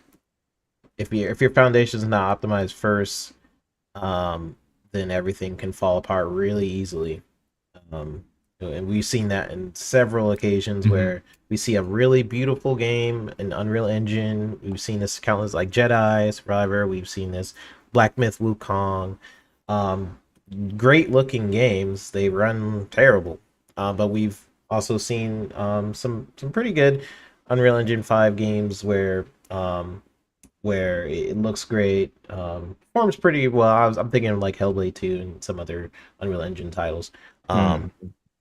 But that's because it's all about the foundation. Like if you really go in there, make sure your light maps are optimized, make sure that your materials are good, make sure that you're not over putting objects in. Like I remember I was building an environment, and then you can see how much memory your scene is in Unreal Engine. It like kind of shows you at the top right, how much resources this scene or this area is taking. And I remember like, wow, why is this scene taking so? I just added some trees and whatever. It was like this one object that was kind of like it wasn't optimized. The texture had black faces inside of it. Like it's like if you are creating a character or whatever, you kind of have to make sure that the triangles I'm getting a little bit into dev talk. You have to make sure that the triangles are all closed and it's clean and whatever. If it's not, it can just cause optimization problems. Just little things like that. If you're kind of just coding your game with like pretty visuals, all this stuff, and you're letting technology optimize your game for you, it will lead to problems. Almost 100% of the time that I've seen. Makes sense. Like you build your game like, okay, cool. Now let's optimize it. Always leads to problems. Like instead of thinking about it in the beginning as you're making the assets, as you're making, as you're building out the level, like having optimization in mind is always better than like, okay, I'm finished with my game. Looks good. Let's start optimizing. Like, what's this blue screen of death? What's this? Yeah. Why is my game breaking apart? Right. So I'm hoping that's what they're doing here. It seems like that's something they want to focus on, the materials and all that different stuff. Cool. I'm totally fine with that. Cool that they're teasing the flood. We haven't really seen the flood in. Have we seen the flood in any 343 game? Years. I don't think. No, I don't think 343 has done the flood. Not at all. They put it like little modes or whatever they allow. Yeah, look, like flood somewhat, like but never fully. They alluded to it in the story and stuff too. Right. But like they assisted on the Halo Wars games, and the Halo Wars 2 had that, but that was mainly developed by other studios, right? Yeah, so, I'm just thinking about wow. Yeah, 343 has never done the flood. Yeah. Wow. The last time we saw the flood officially was Halo 3. They spent too much time on robots. Yeah. The Forerunners. The Forerunners have returned. Let me read some of the chat. We got some great points people are bringing up. Brett Bingham says, I dare say they could be fudging on when they started, and for the 10th anniversary of MCC, drop it in UE5. It's kind of cool that if you think about it, they do have somewhat of a buffer. Like MCC does use Unreal Engine, so in terms of like the team starting to learn development processes for Unreal Engine, I guess that was technically the start. At least the menus in Master Chief Collection are using Unreal, and also when you're customizing your armor in Master Chief Collection and you're like putting different pieces on and then you're seeing it in the menus, that's also Unreal Engine. That's why it looks different. I had no idea. Yeah. They were brainwashing me all along. No wonder I love it. I wonder if Certain Affinity is involved with one of those projects. If one of those projects is still the Certain Affinity project, because like Yeah, because remember it was like, was it about a year and a half or 2 years Supposed ago to when be there a was battle news that it royale or was whatever. that it drastically changed into something else and that was moving into Unreal? Because the first news about that was from the certain affinity side, right? It was started coming out and stuff, and that was about the same time that supposedly they said they're working on these new projects, right? It was 2 years ago. Yeah, So I forgot about that. yeah. Um, yeah, was that 2 years? Yeah, I So guess so. maybe there's a multiplayer project and a single player project, So you like a think that spin-off. maybe the single player project is no, is the Halo remake, and then multiplayer is like the next thing? I Like don't know how do because you they think said they're gonna? multiple projects. They didn't say how many, right? So Yeah. like, and if certain affinity is the lead developer on one, then that would be something that they could do like a multiplayer thing because like certain affinities multiplayer specialists. This is what they do, right? So let's say they hand off certain affinity some multiplayer standalone kind of thing that maybe could be anywhere or whatever like that, right? And then like three fourth or sorry, Halo Studios has a remake and a spinoff, and they're also like working on the next big game, right? Or Hmm. maybe the spinoff is a certain affinity thing, Yeah, I Maybe right? wonder. maybe it could be the mold they work. Maybe it could finally be them Yeah. bringing the Tatanka whatever to fruition. Maybe right. Maybe they'll have Yeah. that for next gen. Just Yeah. just to add to the point of the whole content thing, and Yeah. I do get your point on it though, Matt. But what I would just add is like again, it goes back to the much is given, much is desired, and much is required. Uh, like for instance, Halo 3, my favorite in the series. It launched with single player, online co-op campaign, multiplayer, and the modes, all the different, playlists and whatever inside of that. Forge, theater, and infection.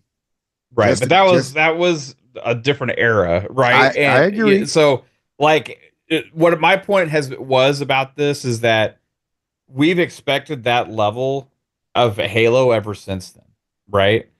But no other franchise has held to that same standard Oh, I whatsoever. agree. I And agree. when we say like, hey, what's been like they we should expect it because of what they are, what they've been, and what the foundation kind of game that they are, right?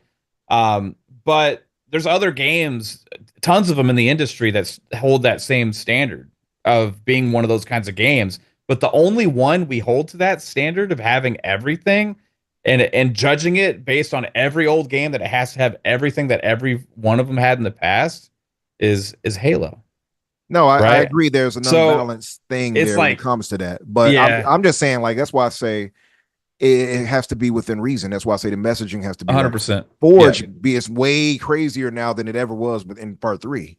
It's way more ridiculous and insane what you can do. So I agree that hey, if they say, listen, we're going to need more time on this for Forge, 100% understood. Hmm.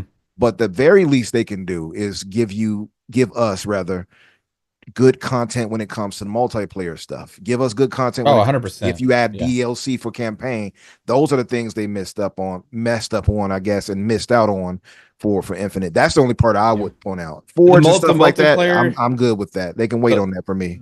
the multiplayer side too is also the community that I think is going to notice the Unreal changes the most with the feel, right? For So sure. like Yeah. the because it's I mean even Infinite, which is faster and plays better really than any other Halo game to me. I play it and it's like wow, this is like captures it feels exactly like Halo, but it is and it looks amazing and it plays faster than the other Halos. Mm-hmm. But still, that diehard like Halo community is like, It still feels it's like just like, but they'll like nitpick these little things like, oh, this feeling's off on this or this feeling's off on that, and then moving everything into Unreal like is it's going to gonna. create a bunch of different changes, right? That's what I was Yeah. saying. Like, we have to, I think, in our minds, like understand that. This is why I keep using this. Is like this isn't just going to be a new Halo. It's new Halo, right? This is cutting off. This is like a cutting Yeah. off point for the franchise, and I want to like erase all my expectations that I have in my brain about what Halo was because I want to be excited about what the Halo is that they're creating, and I don't want to compare it to Infinite or 5 or 4 or 3. I want to compare it to what they make, right? Yeah, but what And I'm that's saying, gonna be man, is hard. I don't know if the It's Halo is such a picky has such a picky fan base.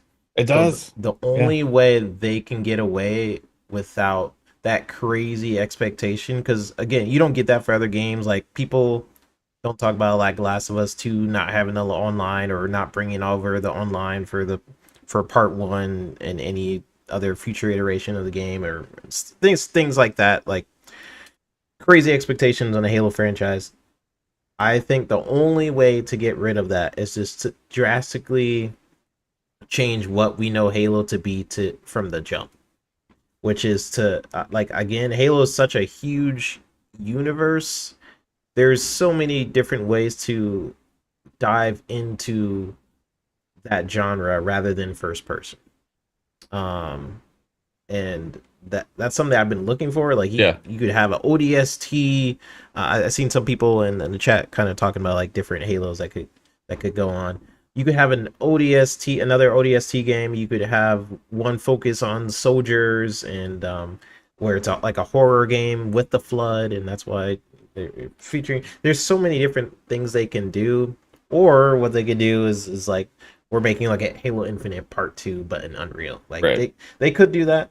I would be As a developer, real quick, through bit, like, correct me if I'm wrong. Like, one of the core aspects of Halo, what makes Halo, is the physics, right? They've always used the Havoc yeah. They use to physics have it. engine, and it's always retained that, like, the way grenades react, the way that explosions happen, the way that the characters kind of move throughout the world and react to the environment and all that stuff is all based on like physics and stuff, right? So, like, is Havoc, that's going to be the biggest probably difference, in Yeah, my opinion, the physics are going to be different. I gonna just be think they're But different. going to be. they can put havocs inside of the Unreal Can though. they put Havoc they in could. Yeah. Unreal? That's one Okay. thing that Absolutely. could, but it's just the base engine is being changed. So the Havoc engine, luckily, it's a physics engine, so you can kind of You can put it over there. Okay, yeah. cool. Hey, awesome. So that will be in there. It's just the movements, the animations, and how that kind of interacts. Like will be different. Like how a player moves and stuff. That's still pretty. I'm sure it's going to be pretty different. Like the physics and stuff. Like when you blow something up, all that different stuff. Sure, that can go in. But how a player walks around and stuff that has nothing to do with really physics. They better give him a manly walk 3-bit. They don't want anybody confusing him with a lady again. Oh, so we'll see how But they all do these it. questions I have, I don't know how everything's going to work. It's just like, that's why I'm like ready to accept something new, and Yeah. we'll see what it is. I'm Yeah. excited for it though. I'm excited too. Like I've been waiting for Halo news for so long, and I see uh Alvin in the chat say, "Man, f the nitpicking fan base. Onward, let them mold." Um, we already seen people complain about this basically tech demo. Yeah. We seen people talk about like how they don't like his armor and like I like his Halo Infinite armor better, and I was going to people saying like, hey, like this is his Halo 1 Mark armor, like it's Mark 5, whatever. Yeah, it's Mark 5. You got it right. Well, because Yeah. you have like tons of people be like, it needs to feel 100% accurate, and it needs to feel everything needs to be the same, right? But then you have a ton of other people being like, everything is dated. Yeah, Yeah. at the You same time. You can't win for Update it, losing. but keep it the same. Yeah. You can't win for losing with some of the fan base. Some of the fan base actually makes me sick. I'm just gonna be honest with you. Yeah, Yeah. 100%. They annoy the hell out of me because Well, nothing is ever good enough. So I get exactly what you're saying, Matt, when it comes to that. That's why I say what they I have don't to want temper to. expectations for sure. Exactly. It's going to be about messaging, right? 100%. Because like they're not going to be able to control the noise that's out there, but if they overpromise, then you're going to lead to disappointment. But they need to set when they make this first game announcement and talk about what's in it, they need to be clear. But right? that's why I would be like, screw it. This Halo is completely different. Yeah, well, say they can go out and say that. Erase your expectations about what Halo is, because we're starting from scratch from the ground, and we're going to build a Halo up from the ground up, and like setting that expectation is important. I think when they deliver the messaging of the next game. 100%. Shout out to Um, the Salsa, by the way, in the chat. Said Chief is going to have a non-binary walk. That's hmm. And then he said funny. later on needs sprint and slide in a CE remake. Yeah, here's the thing. I I don't like this wave of just remasters, remakes, and stuff like that. We already got a remake for Halo CE. It was pretty good. I liked it at least. Some people didn't like the art style and things like That that. one was my least Um, favorite. But yeah, yeah, like Mav, they didn't like it. I didn't mind it. You could still they flip put back. yellow everywhere. It was weird, man. It was just like They made things levels that glowy. Or yeah, they just changed the look of it too much. the library. Yeah, I didn't like the library, for example. I feel like the problem with at least modern day remakes is like if it's too new, then it's no longer about asset upgrading textures and stuff like that. It becomes a style change. So that was actually a problem with Halo 1 for some people. I didn't really care. Was like the style was so vastly different that It changed the feeling of the game when you're yeah, walking through the environments. Like the atmosphere just yeah, but it changed. didn't bother You me. know, But um if they're gonna do a Halo CE remake, I'm down with them adding stuff like sprint and slide because we have like a faithful recreation. Cool, we'll play that. Unless you didn't like the art style to the point where you're like, I want to redo. Then that's another point. But I don't know. I would be fine with them going back to Halo 1, but if you're changing some things, and then that would be the way to do it. Like, I guess add some sprint, add some things from Infinite. yeah. That could be cool. But I didn't see Halo CE Halo Anniversary as much of a remake as I did a reskin. Right? Because it was like essentially like the same game, but they just put a filter over in a way. Right? Yeah, And so like this would be like look and feel completely different maybe if they did it because it would be made in the new engine like from scratch. yeah. That would That be that was the interesting. first game I seen where, You could flip the graphics back and forth. yeah, I haven't seen that. Even to this day, I don't really see that very often. Like you Halo can 2 flip back. Anniversary is the only other one. Yeah, Yeah. Halo 1 and 2. Such a cool feature, by the way. Like if Mhm. you're really nostalgic, like screw the new graphics, you can go back. And then what they did with the old one, the older graphics is they upres the textures on those, so it still looks pretty good.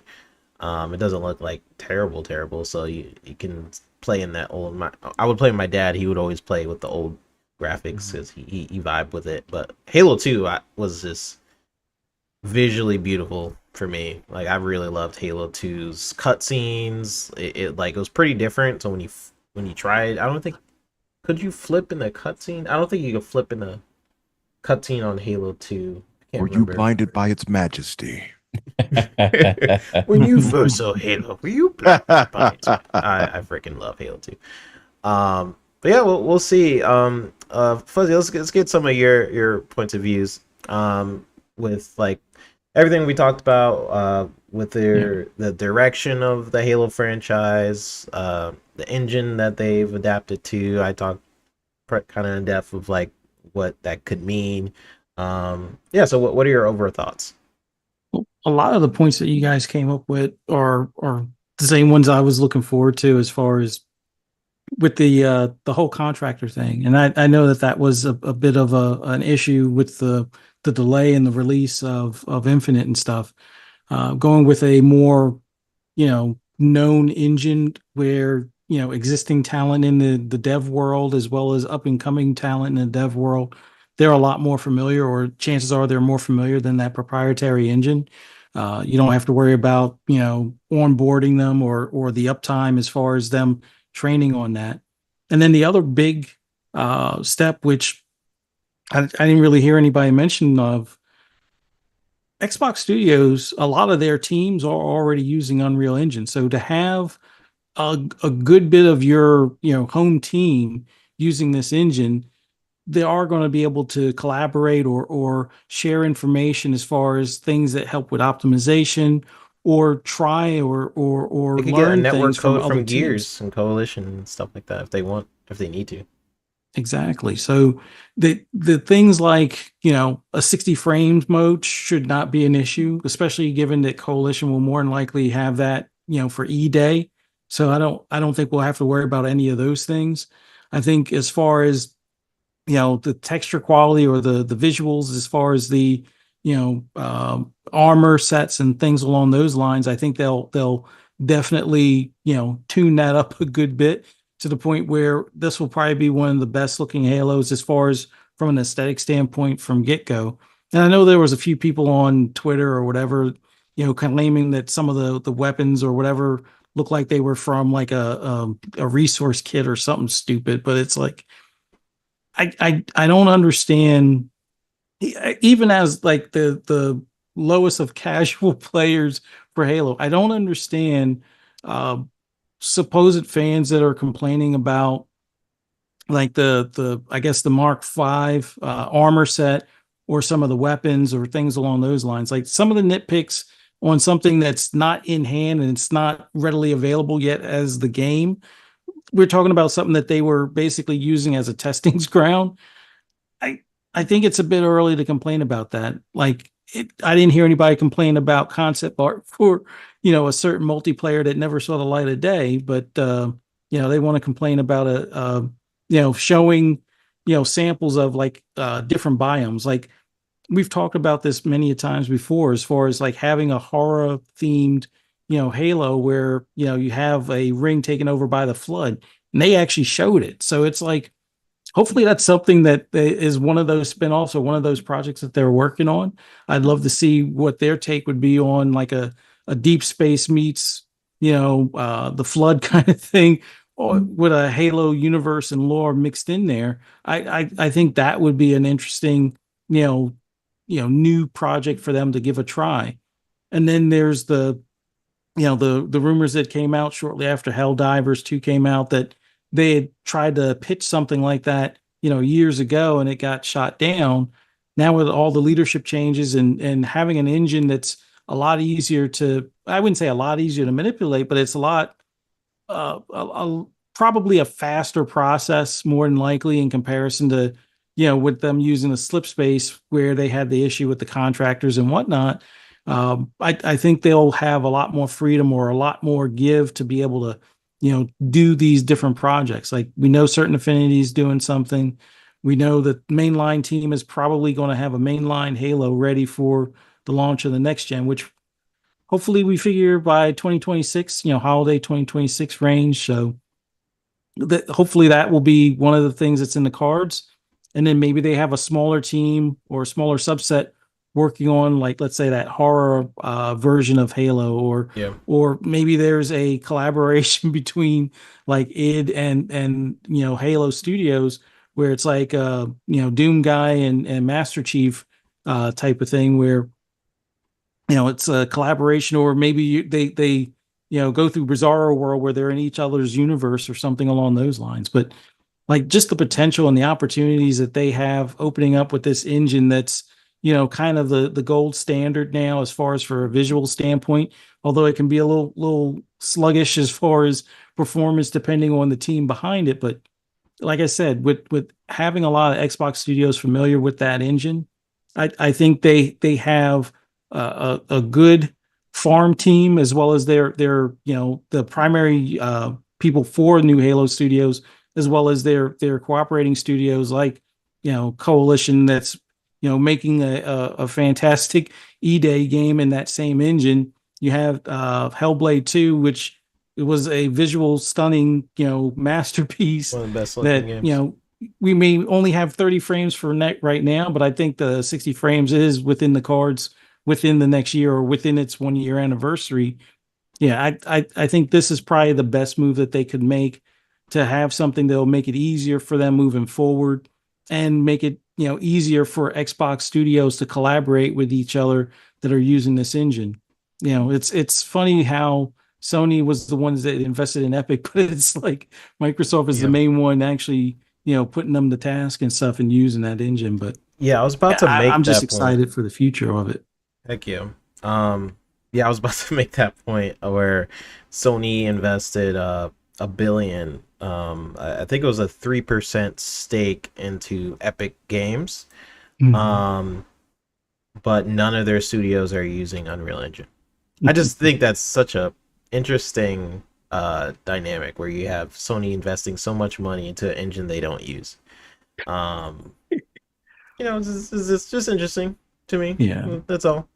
Um, a couple people in the chat, and we'll move on to the next topic. But I could talk about Halo all day. So if you guys uh, want us to, we can. But we're gonna move on to the next topic soon.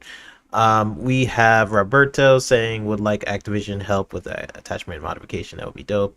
You say playable elites, assassinations, large scale scare battles, dual wielding. Ooh.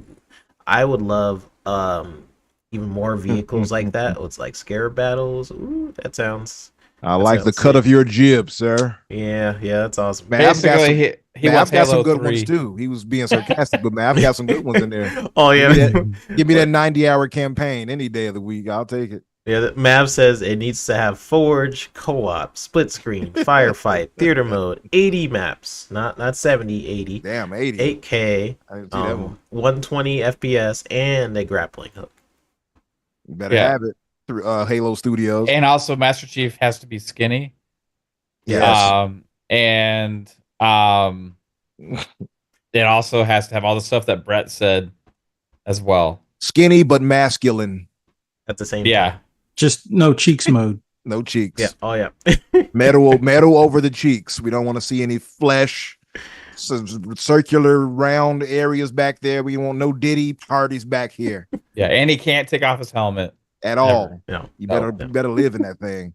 Yeah. Yeah. Can't take off. I want to We, add, by the we way, are Chief. we are Chief. I want to add, by the way, Alvin's thought. Rather, I remember this. I think he came on. I forgot what show it was, but Alvin first mentioned it. But he has it here as well. I asked him to post it as a spinoff. One of his thoughts was the rise of Atriox, as he called it, where you start off as running a suicide mission for the prophets of truth, well, prophets in general, prophets of truth, and eventually rebel and create the banished. I like that idea. Oh yeah, that'd be sick. Like that's why I liked Halo 2 so much, and I kind of wish they returned back to that in other Halos where they talk about the different perspectives. So like the reason why I liked it was like you saw the politics that was going on with the Arbiter and the prophets and how they were basically brainwashing a lot of the Covenant, and then you had the Brutes was kind of taking over. It was just like such an interesting dynamic where you're seeing both sides, and then eventually the story kind of combines it. That's why Halo 2 is my favorite story in the Halo franchise, is because we got to see more of the world, got to understand more of the characters. I can definitely see that. Yeah, like you kind of get that with other Halos, but that was like one where you really got it. And it had such memorable lines in there too. Like, it's so cool. A lot. Yeah. I did the table read for it, right? We did the Halo 2 table read. Yeah. You did great. When you first saw Halo, were you blinded by its majesty? It's just so many. We're talking about doing a Halo 3 table read coming up, and I told him I want to do a Mass Effect one. I want to do a bunch of different ones, right? So I shout out be to part of Shane. that Halo 3 one. I'll put in a word for you. Halo 3. Yeah, I know some quotes for Halo 3, but Halo 2 is the one I like can almost quote most of the game. Some great quotables in there for sure. Yeah. What was the one from Sergeant Johnson? Is I know what the ladies like. Yeah, I know what the ladies like. It just has so much. Love that game. Love that. I actually feel like replaying it now that we're talking about all these Halo. Hopefully we'll see what they end up doing. It seems like they're working on multiple Halo projects. A lot of rumors pointed to it being a remake for the first one, and then maybe that second one is just like a pretty ambitious one with what was the company, Certain Infinity. That could be the one that that was rumored to be working on. First it was a battle royale which turned into another project, so I wonder what caused that, or maybe they just wanted to get ahead of that sort of next gen sort of craze. But there's rumors for a long time that it was a battle royale, and it changed at some point in development, and Certain Affinity was a part of that. So I do wonder what the learnings were by possibly attempting that. Like, did they realize? Like, what did they realize from working on that game? Yeah, definitely. I hope they use it somehow, man. Like, Yeah, it's a waste. It feels like such a waste that millions have been spent into something like that just to throw it away. Like yeah. y'all could, you all could have gave me some percentage of that. Like, damn, you gonna like waste money. like maybe whatever was in the battle royale was so cool that it just deserved a bigger Mm. platform. You know, that's kind of what I was thinking when they first showed that, and be like, yeah, we thought of something else, or however the phrasing was. What I got from that was like, they probably thought of something like pretty unique to Halo within that battle royale formula that just deserves either its own game, or they found a way to just make a whole separate game from it. Well, Um, we're talking about Certain Affinity here.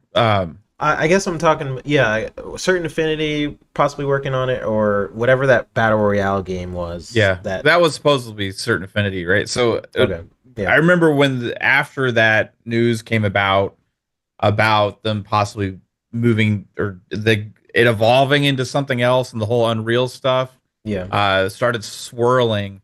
As soon around after that that, time, right?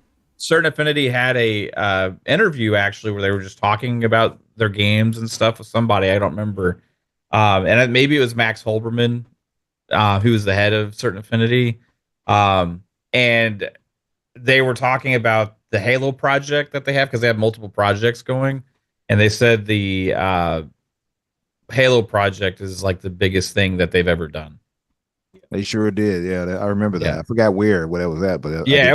was just a random interview that I think they did with some a thing. Maybe it's about their own studio anniversary or something. I don't remember what it was for, Mm-hmm. but that was something that they said. So Yeah, ever since then, I've been really curious what the hell it is, and been hoping we get an announcement. But I'm guessing that's around the time that this probably evolved into whatever this is. You know. yeah. Were it Yeah. so easy? Words so That's easy. heck yeah, man. I yeah, you guys definitely refreshed my brain on a couple things kind of happening. So I'm glad we talked about this. I love Yeah. Halo, and I'm optimistic about the future. And like a lot of podcasters out there saying oh, they dooming and glooming, basically. We don't do that here. All right, let's move on to the next topic. Fuzzy, you want to lead on this one? I do have the article up. With a PSVR. Yeah, something interesting since this device didn't quite have the launch that they expected, and then Sony kind of did a 180 and panicked and added it to the PC space, which they probably should have did from get go. They would have probably had a little bit more success, but it was interesting to see that PSVR is now one of the top 10 most used VR headsets on Steam. The article says PSVR 2 is now ninth most used VR headset on Steam VR. The data comes from the Steam hardware and software survey, which is offered to a random sample of Steam users based each month. Uh, if you accept, it uploads a list of your PC specs and peripherals to Valve, as well as any other or as well as any headset used on Steam VR in the past month.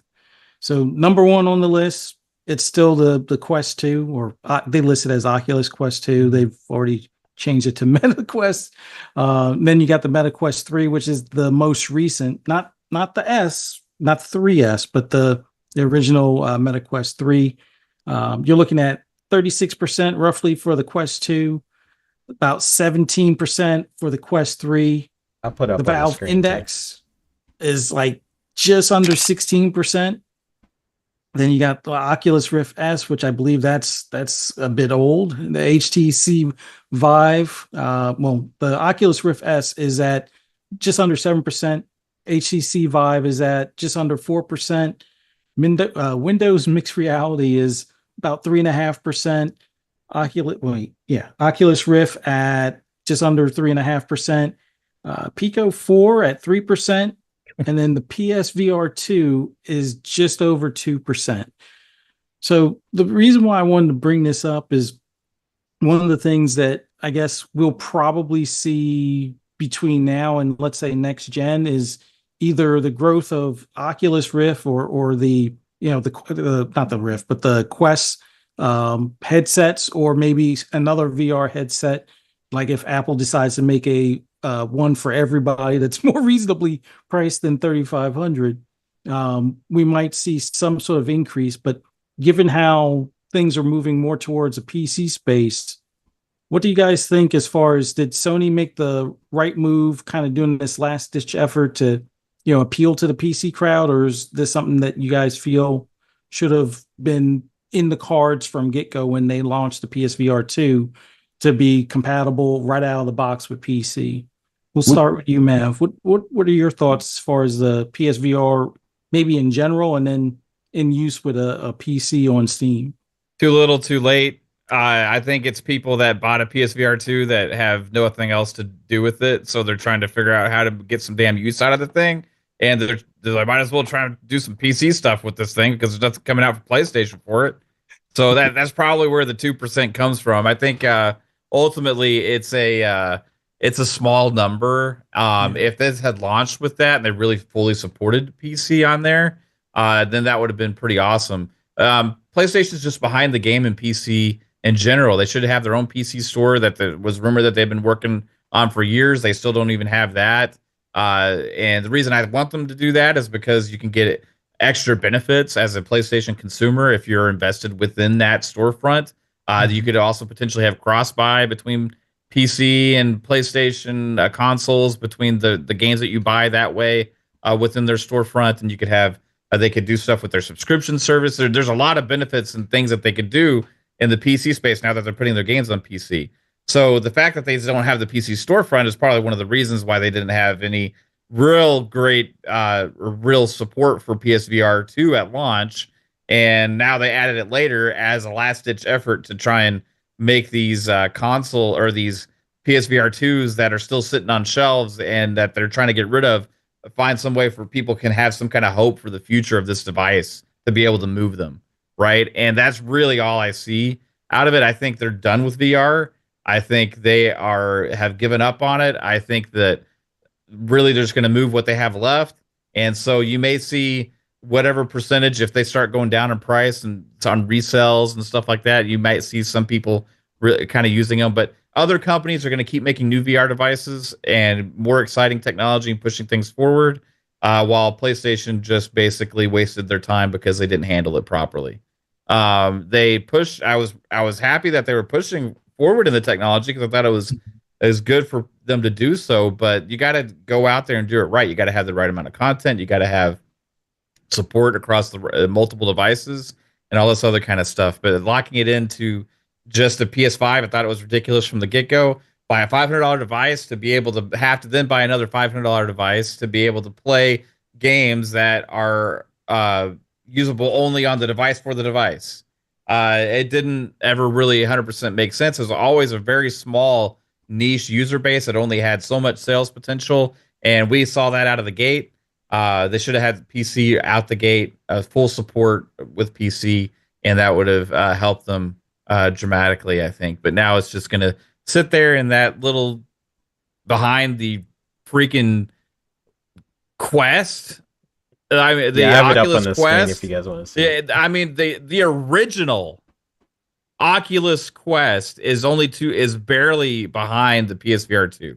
The original, that's the very first mainstream VR device that even launched, was the original Oculus Quest, which was the one that I originally bought. It was crazy expensive. It was old as hell. It doesn't work very well. And that's right up there close to PSVR 2 on the list. I don't even know what a Pico 4 is. Yeah, I would think of Pico, I think of Mexican food. Then we got Oculus. Oh, sorry, we got the original Oculus Rift is actually above it. Yeah. Oculus Quest is below it. Oculus Quest original is below Oculus it. Rift is above it. Yeah. Wow. Okay. So yeah. Oh my gosh, that's horrible. And Windows Mixed Reality, they actually sell. Windows actually made an actual VR device, an actual device you could purchase. I guess Or is this that Micros- cardboard thing that they sent to people for free? I don't know, but somehow Microsoft is beating Sony in VR and Steam. Regardless, without even trying. the standing of the PSVR 2 there is absolutely complete garbage comparatively to like actual use case, and it's just people that have bought it from PlayStation that are like, oh, I want to see how it works on my PC. Okay, I can actually make use out of this thing. Oh, that was great. Is that how they sound? Is that how they sound, Matt? Exactly. Listen, I bought it and It I adds played. up, actually. I played that Horizon game. It was amazing. I loved it. God of War is great. But now I don't know what to do with it, so I go to the PC. Land of Us 2. I can just let it sit there, or I can plug it into my PC. PC is only good for Oh, me that's it. when I have PSVR 2. I'm PC. elite. I'm one of the 2% of PSVR 2ers on Steam, We are number one. We are number one. making the most out of my investment. Yes. What are your thoughts, Umbra? What do you think? We would have got canceled so bad Yeah. if certain people would have heard us. They're like, oh, they're talking about ableism. Look What? at them. I'm talking to that's PSVR 2 users. Right, guys. So don't try to flag us for this, because we were not mocking anyone else but our Who brothers with the PSVR 2. That's it. Yeah, that's it. Keep it in context for those who like to clip us. The PSVR 2. The PSVR 2, baby. It's Umbra, what are you slightly thinking? Slightly Italian with that one. I think Mav hits it on the head. I mean, honestly, I'll just put it out there really quick. I don't like VR. I am not a fan of it. I personally do not care for it. I'm more of a traditionalist when it comes to just having a controller in your hand. You know what I mean? But to that point, the PSVR 2, I'm surprised it's doing as well as it is, but they should have done this from the start. And I think it's a lesson that Sony has to learn with dealing with the PC market. They're slowly trying to learn it, I suppose, when it comes to game releases. They'll get there eventually, because they have to learn the PC crowd really doesn't tolerate the same stuff we will tolerate on console, like the whole game release thing. Oh, we're going to add this. You have to do this. And the PC players are like, nope. And then Sony has to cater to that or suffer. Right. And the same thing for the PSVR. I think that it's a niche. Well, we know it's a niche device, so it's not so many people that's going to get into it. But the PC crowd are more heavier into that than we are on console. So it would have been smart for them to have it there in the onset. But I mean, listen, the sales of it have not been great. Very clearly, it's slowed since the February of 2023. They only produce 2 million units is surplus in stores or whatever else they may be at. So it's not selling all the way through. The funding for it has to have been cut. We don't see any support from first party studios for it. So it's like it's almost dead in the water. The PC is saving it right now in a way. You know what I mean? But right now it's already a niche device that you kept made even more niche by keeping it directly to PlayStation. I just think it was a foolish thing to do. But kudos to them for finally, lifting that I guess technical barrier to allow it for PC, and hopefully it doesn't. I mean, you said it's sixth right now. You said, Fuzzy, most used, or ninth overall. Ninth overall, behind the Pico and the Oculus Quest. Yeah, I have it up on Behind the the screen Pico right 4? now, Umbra, Yeah. if you want to see. Oh, okay. I wasn't even looking. Let me see. Yeah, behind the Pico, yep. the Gaio 4. Yeah. Yes, Mav called it the Pico. The more Pico, please. Pico, Oculus Rift, and Windows Mixed Reality have more users than PSVR 2. I see. My nephew, funny enough, has the Meta Quest 3. My sister bought. I'm like, the boy's too young for that. There's probably higher percentage of PSVR 2s on eBay right now than there is being used on Steam. I would imagine. Yeah, I could imagine that scalpers and such getting ahead of it. But yeah, I mean, for me, I just don't see the need for it. But I mean, kudos to them for finally, like I said, unlocking that barrier and possibly doing something with it. I think this will probably be the last time we really see a VR headset from PlayStation. Personally, seeing how less at least adapted it was, adopted or whatever you want to call it from the audience. I just don't see it doing that well. I don't know. I don't think we're ready for that yet. To me, I said, like I've said this before, and I know I'm being ridiculous, but I'm going to need some Matrix level stuff where you plug into my head or something. And I'm like, whoa. I know kung fu. I'm gonna have to have some type of level of that, where I know Yeah. I'm a mistake, but it's not really there. Like I'm gonna have some some Some misgivings. Sword When I Art go Online through that. type, where Yeah, Yeah. you exactly. are. I need to Yeah. be isekai'd into this VR. You feel me? I Mhm. need to be all the way implanted into that thing. Pause. So that's And let's just be real, okay? Those 2% are just actually probably PSVR 2 purchasers that are plugging into their PC so they can watch VR porn because the PS5 doesn't have an internet browser. Now Well, I'm Yeah. playing with somehow Yeah. there was a hey. statistic that there was more people watching that on PlayStation than Xbox somehow without a Yeah. browser. I'm like, dang, you guys are finding a way. Yeah, they're dedicated. without, Gooning away, huh? yeah, Extra yeah, goons. yep, Yeah, yep, now they yep. plug it over there. They use the old Nintendo line now, 3-bit. Yeah. Now I'm playing with power.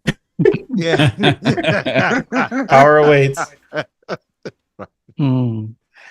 But Oh yeah, hey, man. listen, kudos to them for moving it over. Hopefully it does something. Making the most out of their investment. There They you bought go. it. They got to use it for something. Yeah. Right. I guess my thoughts were like the overall sales on the PSVR 2 have been pretty bad. From what I've seen, like a report a while ago, was that it was behind the PSVR 1. The Mhm. only reason it's been kind of soaring up, I think I've seen another article was like it's up like 2,000% is because they dropped the price. So that could be why we're starting to see an increase in the like top 10 or numbers is because they discounted it, so people kind of just jumped in like ooh on that discount. So you might start to see the percentage go up, and then people realize what's available or how they really like it, and then it might I don't see it constantly going up, but it is. I mean, hey, props to them. It's like a strategic move, for them to adhere to the PC audience. They should kind of what Umbro was saying. They should do it more. And Mav was saying like the store that is something that they should do. If they Yeah. really want, they can't. You can't like half kind of step into the PC audience. You all those tactics that Sony does of like, oh, I'm gonna up the price on Horizon. I'm gonna do have this be super high, or I'm gonna that doesn't work with the PC audience. They'll look at you like you're crazy. They'll be like, well, word, okay, well, I'm not buying it, and they won't. They stick to their guns. They're completely different from the console audience where So true. they will continue to buy it regardless. Or like, well, yeah, that was bad, but I'm gonna do it anyway. Right. That's the console audience versus the PC audience. Completely different. So I think that is something they kind of need to learn. All the stuff that they did with Helldivers 2, like that was, I would take that as a lesson of all the things that they did right in Helldivers 2. I would look at all the things they did wrong, and then going forward, use those for future titles and things like that. But 100%. for this whole thing, like I'm surprised they are that high to begin with. But right behind the Pico 4. But again, I have never even heard of the Pico. I don't even know what that is. I don't even know what the Windows mixed reality is. The fact that somehow Microsoft is beating the PSVR 2 when they're not even investing in VR, I just what the How heck? long has it been usable on PC? It's roughly around 3 or 4 months because I think it was like Okay. April-ish or Yeah. sometime after April when they said that they were going to do it, and then I think they did it around June. You June have or to July. buy an adapter. Yeah. How much is the adapter? Ooh, I didn't look at the price, but I'm pretty sure it's over $70. Oh my god. Really? It's over there's 9,000. probably like a 80% markup on that sucker too. They just found a way to Yeah, get 2% of the 60 to PSVR 2 90. users to waste a bunch of money Mostly on an adapter. $60. So it's like $60. Wow. Yeah. Okay. Yeah. Interesting. So I got to throw this out there, fellas. I do have Mhm. to get to stepping away at this moment. Okay. Unfortunately, I got to go to work. Okay, I thanks wish for I didn't dropping have in. to. Thanks for dropping in, man. Just tell people where they can find you. Yes, you guys can find me on Twitter, Infinite Umbra or Umbra Infinite. As I always say, you can find me either way. I don't know why I keep doing that, but it works for me now. It's too late. Yeah, I'm yeah, sorry. it's a part of the It's it's the outro day. It's too late. So hey, take it, everybody, take it, take that. Yeah, and of course tomorrow night I will be having a Halo round table as well. It'll be myself, Danny, my co-host Daniel J McGee, or yeah, and we have K Asante, Everborn, Pixelbit, G, and possibly Slow Mo coming by Okay, so far. good crew, good crew. Oh yeah, it's going to be a pretty good discussion. There's going to be a lot of people, so I'm going to have to try to keep it flowing and everything. And I'm not trying to do the 3 hour thing. I typically go with 3 hours all the time. I'm trying to stop doing that. But but kudos to everybody who sticks around for it. We had a really good Metaphor Refantasio roundtable the other week, by the way. Ooh, heck yeah, Really good heck discussion. Yeah, check that But out. yeah, brother, check it out. Give it a look. But yeah, thanks for having me jump in, brother. I appreciate it. Thank you both. What else? What was I going to say? How good Halo is. Oh, yeah, Halo. Yes, all hail Halo and Unreal Yeah, Engine. yeah, Mhm. yeah, Yes. Oh, but for the show, of course, you guys can find it on YouTube. Just look up my name and the fix, and it's 8 o'clock Eastern tomorrow night. So 7 o'clock Central for me. You know, it's kind of late for depending where you're at, but hey, I'll take a replay. You always can come back by and check out a replay. I think 30 seconds is all it needs to count for a YouTube view. Give a brother 30 seconds of your time. You know. Heck yeah, man. Just Go check him out. Poison linked yes. your channel in the comments too. Oh, thank you, Poison. Yeah, great content. Great person in the community. Go check it out. Good singer occasionally, I guess. Yeah. Well, hey, I'm always Yeah. around. I mean, Wednesdays I'm free typically. So if you all ever do need a brother to jump in, you all are not doing this on Wednesdays though, right? It's always Sunday for you, right? Always Sunday. Yeah. But yeah, always Sunday. This was Okay. a rare occurrence, but some people in the chat was saying they like Wednesday. It's just Wednesday, hey, it's kind of open at this time something to right here. ponder. Something to Yeah. ponder for sure. Yeah, It's kind of open. I mean, I know Fonz is coming on right about now. If not, he started already. Oh, Right? is it? Oh, yeah. So About 30 some minutes. I feel like in, this is but- a decent slot, but yeah, we'll think about it. Definitely. We'll think about it. Yeah, definitely. I think it works for you. But yeah, fellas, I will see you guys later. You all have a great night, and shout out and much love to everybody in the chat. Heck yeah, man. Thanks Later, for coming man. on Have by a good again. one, dude. Later See you, on, bro. brothers. All right.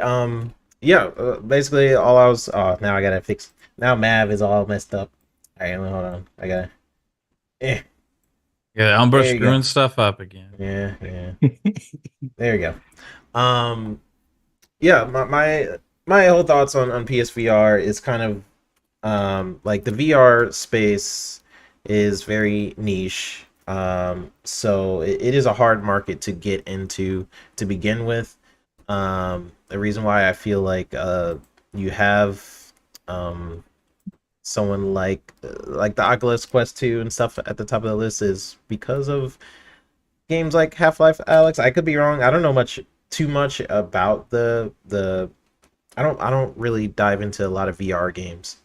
So I'm not completely sure, but it's a very niche industry. So I have a similar sentiment to Umbra, where I feel like I really want to dive into it when I'm basically in the Matrix. Like I could feel hits and stuff. Which they're starting to make. They have like vests where you can feel impacts of punches and kicks. They're starting to have like things where you can start to smell things in environments and stuff like that as well. I've seen a couple of streamers use like there's some streamers out there who are really into VR and they have like the whole thing. They have the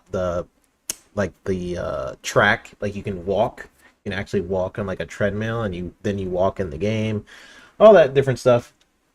Yeah, I don't know. I won't super dive into VR until it's starting to advance more and more. So when it gets more into like the sunglasses view, I would be more interested. But from the Oculus, I guess was it the Rift to now, it's definitely a lot better.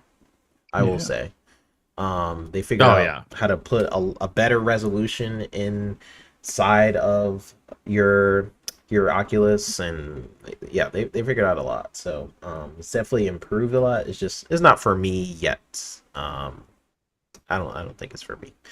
Um, you have someone calling you out, Mav. Do you want to respond? Nate Dogg, of course. Nate Dogg is an interesting Why of course? name. Why of course? Well, a lot of things about Nate Dogg. Their rumor from Moore's Law is dead that they're full bore ahead on PSVR 3. So Mav's being dishonest here, is what he said. I don't know did you who want to I don't know respond to who. that? Yeah, I don't know who Moore's Law is. I don't know. Oh. I just know that, and I won't ever take a rumor as a fact, but I know that the last news we had about PSVR 2 was that they stopped making new ones to get rid of all the extra ones that they had to get rid of, that it was a Yep. failure in sales. And they also stopped making their own new games for it. Yep. They moved all their studios on from it to other things and stopped supporting it with new games. They are still bringing games to it with deals with partners and stuff, but as far as making their own games for it, that was something that came out as actual news. So would they dive into PSVR 3 after what they experienced with PSVR 2? If somebody out there says it's happening, I guess it's a possibility. It just seems to me like far fetched. But if they're still going to double down and say, hey, okay, we moved on from developing for this and let's all start over again and start making things for it for a new one when people didn't buy the last one and that we had to stop making them because Yep. nobody was buying. People, Like, I don't know. Yeah. I don't know who Moore's Law is because I don't actually watch a lot of That- content and stuff. That's the guy that made up RDNA 3 in the PS5. Oh, see, it's So all if making anybody sense. believes anything that guy says, Oh yeah, that guy. Okay, yeah, I Good luck. remember. So why Um, why would I be being dishonest based on actual information that was out there is what I would say, you know. Yeah, if you're But- taking what's actually out there, like let's say that rumor is true. I mean, that would be it's- crazy. it would be interesting and crazy Yeah. just based I- on Sony's current actions. You know, the VR again, PSVR 2 sold less than the PSVR 1.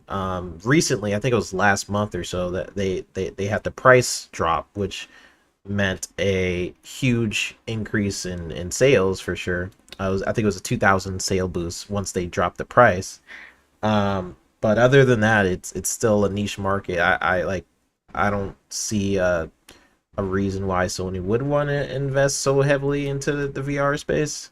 Just personally, it like if I'm just looking at it from a business output, and then what Sony's current sort of trend seems to be, it doesn't make sense to me. But hey, It's if a they're bad gonna- idea business wise. Like I like the idea technology wise for them to advancing tech, Yeah. right? But business wise for them, it just is a horrible idea. Like it takes resources away from making their other games. You're making games only for a very, very small percentage of your user base that even them may not be interested in buying them. And then you're limiting the access to it. And now you're a year after it came out, you're like, oh crap, we have all these extra ones because we didn't sell. Remember before it even launched, they lowered their sales projections because they had so few pre-orders on it, right? They actually lowered their amount that they were making, right? And then they came out and be like, no, that's not true, about a report that had come out, but they didn't say what part wasn't true. They just like said that. Yeah, I forgot about But then, that. then it came out again. Other projections did change, right? And then then they failed to sell a certain amount because obviously you have a $500 console and you're gonna have to buy a $550 device and then buy games only for that device. It's just the audience was so limited; it just never made sense. They should have made it PC and PlayStation from the start, but they don't have a PC storefront, so they don't do that because the PC access is only going to benefit Steam. Yeah. Right. So they're still have the idea of locked into ecosystem. Right. and that's why they wouldn't do it originally. And now the reason they activated it was because they have a shit ton of them they still need to get rid of, and they stopped making their own games. Yeah. So if So all the games that's are where I'm like, their current plans are counterproductive to that current rumor. Because if you're pulling out all your teams out from PSVR 2, you think that like, oh, I'm pulling them out for PSVR 2 to work on 3? Like, no, the way VR works, you could start them on 2 and then that kind of ripples into 3 is my current thinking. Like, it's not like VR 2 and 3 are huge different. Like, you don't need to be a tech person to know that like that experience could be seamless. If they were making a So PSVR 3, why would they stop making new games for the PSVR 2? that's my point. Like, you can bring a lot of the games over, you can bring a Forward, lot of yeah. the development forward, if that is true. Like, sure, it could be true. They could be like, screw it, we're gonna do VR It 3 just sell and it for the profit of making a device, a hardware. Like, I'll I don't know. I'll put it this way: if there was a PS3R or PSVR 3 in works, it got killed when Meta released the 3S. Even though Yep, it's a lower most likely. spec, it's a much lower price point, and the 3 was already kicking its butt. And it's a device you don't need other hardware to use it. That's the biggest problem with the Yeah. PSVR. So unless they change their whole plan where it's an independent device and can be improved when hooking it to a PS5, there won't be a PSVR 3. I think Quote me what on it. what I would like to see is PlayStation focus on the hardware aspect and keep making PSVRs, but make it a fully usable anywhere you want device because it's a good device, right? People that use it saying it's a good quality device, and I think Meta needs more good competition there. So if they do it, it's not going to be like featured around focusing on the console. I think it would be more for like, hey, this is just going to be our future hardware that we're going to focus on VR as its own thing, right? Yeah. Which could, I don't know. it could work for them. I mean, they are releasing the PS5 Pro by not really having that first party thing to promote the PS5 Pro. But I just honestly I just don't see it happening. But I mean, it could be. It could be. I think the PSVR 2, just based on what people have said, like the gameplay and stuff is fun of it. Like they enjoy the device itself. I'm more so talking about like the market and like how many people are purchasing it and how what that means for a future version of it. I don't see it. Um and he says we don't know how bad PSVR did for them overall though. Never interested me, but I don't think it's a total disaster. I mean, we had reports that it sold less than the first one. Yeah. So that's my point. Like, could that have changed more recently with them downing the price a little bit? Possibly. But as far as reports went for at least a while, it sold worse than the first one. So if you're making a future device, you should expect it to sell more than the first one, at least, in order to have like accurate projections on the market, and be like, oh, this is a good worthy investment. VR was sold well, VR2 sold even better, therefore it makes more sense to invest in VR3. That's what I would naturally think about. But the fact that their developers are pulling out of the VR, and the fact that it didn't sell as well as they probably projected, I don't see them making a VR3. But Didn't they close a couple of their VR studios? Yes. yeah, that too. So I don't know. Let's But move I on. think it came out that they were not going to be making their own VR I thought they games. also had a statement on VR in general, but I can't specifically remember. If anyone in chat remembers like what their statement was on VR, I thought they had something where they're like, we're either lessening development on VR production or There was at least one of the studios that had actually like shut down.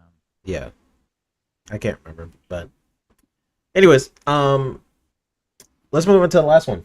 Last topic of the day is what is the game of the year? 2024. This is a smaller topic, but I I feel have like I have an article if you want me to read this. oh yeah, you can go ahead. This was from VG Charts. PlayStation cutting PSVR 2 funding, only 2 first-party games in development. Sony Interactive Entertainment is reportedly cutting funding from the PSVR 2, according to sources who spoke with Android Central. One source said, going forward, there will be few opportunities for the first-party games to develop games for the VR headset, while another source said there are currently only 2 PSVR 2 in development from first-party studios. Firesprite, the developer behind, which isn't Firesprite the one they closed? Okay, Yeah. Firesprite, the developer behind the launch PSVR 2 title Horizon, called the Mountain developer, has seen layoffs earlier this year. PlayStation's support for PSVR 2 has already been limited. There was a Bloomberg report back in March that Sony has paused the production of the PSVR 2 due to unsold stock. Yeah, interesting. Yeah, that doesn't seem like you're saying is the first VR was a success, but indicators of that, like success how? Because it's already a niche market, like success based on their projections. Because if that's true, they wouldn't have lessened the production of how many units they're making. Okay, Firesprite is still existence. They moved on from doing VR stuff, and they're going to be doing Until Dawn 2. Oh, okay. Which studio did they close down? I remember. I thought it was Firesprite. They had layoffs. Oh, they had layoffs at Firesprite. Okay. Yeah. Gotcha. Okay. Well, my mistake. First Contact Entertainment is shut down. And that was a VR studio. Yes. Base studio. I haven't heard of them. What did they make? Firewall. I don't know what that is. Interesting. Not sure Studio what that behind is. one of PSVR 2's most popular games is shutting down. Gotcha. Poison Maniac says London studio. Calorie says Japan studio. Japan studio and London studio was the ones that shut down. Gotcha. And then they're one that they didn't own, but were partnered with Deviant Studios. They were supposed to be doing a military shooter. Yeah. Dev behind PSVR 2's Firewall Ultra blames the lack of ultra reality support for closure. Yeah, and Tony was saying that Full Sail stopped giving VR kits to students. I imagine this is common among schools, as sending students to the VR industry is risky. Yeah, I mean, it is. It's like I don't think it's crazy to say that the VR industry is niche, and going into it, like you can either do pretty okay, like the Oculus. That's like the leading one that a lot of people who invest into VR, they pretty much will get an Oculus or they get a Meta. Those are like the top, and if you're in the VR space, most likely you'll get those. But everyone who tries to enter in this space, probably will have some issues. Just because it's already so small of a user base that plays into the VR, it just requires a lot. Like they already was requiring a lot. Like you need a PS5. There's still a lot of their users on the PS4, so you need a PS5. Then you need to buy the VR. If you want to play on PC, then you gotta buy the adapter on top of that. It's just like it's an entry barrier for a lot of people. So you know, it is what it is. Interesting. But thank you guys for looking that up or letting us know. But yeah, so let's go into the last one, which is what is the game of the year for 2024. So this is something we talked about a couple of shows ago. But we're almost at the end of the year, so we're getting pretty close. Some games have come out. There's a lot of conversation kind of evolving before our eyes of what could possibly be the game of the year 2024. So just basically quick thoughts before we end the show. What you guys are looking at to be your game of the year, but also the game of the year. So I kind of want to hear both of like what your personal game of the year is, and people in the chat, you guys could also participate of what your game of the year is, but also what do you think the Jeff Keighley's are gonna pick as well. So we'll go to you first, Mav. What is your game of the year, and what do you think is the game of the year? Right now, surprisingly so, what might be my game of the year is Ara, Hmm. my personal one, just because of how much like I get into it when I'm playing it. It seems like there's no end to the amount of years and enjoyment I can have with that game. It's just like really captivated me with in a surprising way. So that's just like as a personal thing. But I think it'll finish as my game of the year? I probably not, because there's some of my most anticipated games coming around the corner, right? So it'll have tough competition there with Indiana Jones, with Call of Duty Black Ops 6, with even something like Flight Sim. Who knows? I could just get addicted into it if it's really great. Metaphor could end up being my game of the year, right? It really could. Yeah, I love the demo that much. Yeah, I was blown away by how awesome it is. Um, and that's one that I think could also win game of the year. I looking at the other candidates that like I think Final Fantasy VII Rebirth will be up there. I think Astrobot will be up there. Maybe like Dragon's Dogma 2, right? I'm trying to think of like an indie darling kind of game as well. Maybe something like Kill Knight or something like that could be up there. I don't know.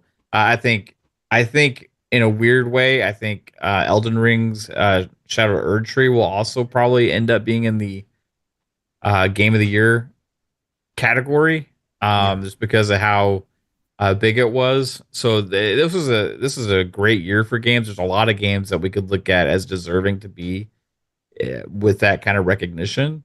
So it's going to be a tough battle because I don't think there's going to be like the one clear runaway, right? But I'll throw it if I was to choose, it would be a Balatro. Yeah, that's a good one, Delroy, for like a game that could be in that category for like a surprise smaller darling type game. Yeah. But if I'm gonna say it's gonna come down to probably the three games. It's gonna come down to Astrobot, Final Fantasy VII Rebirth, and Metaphor.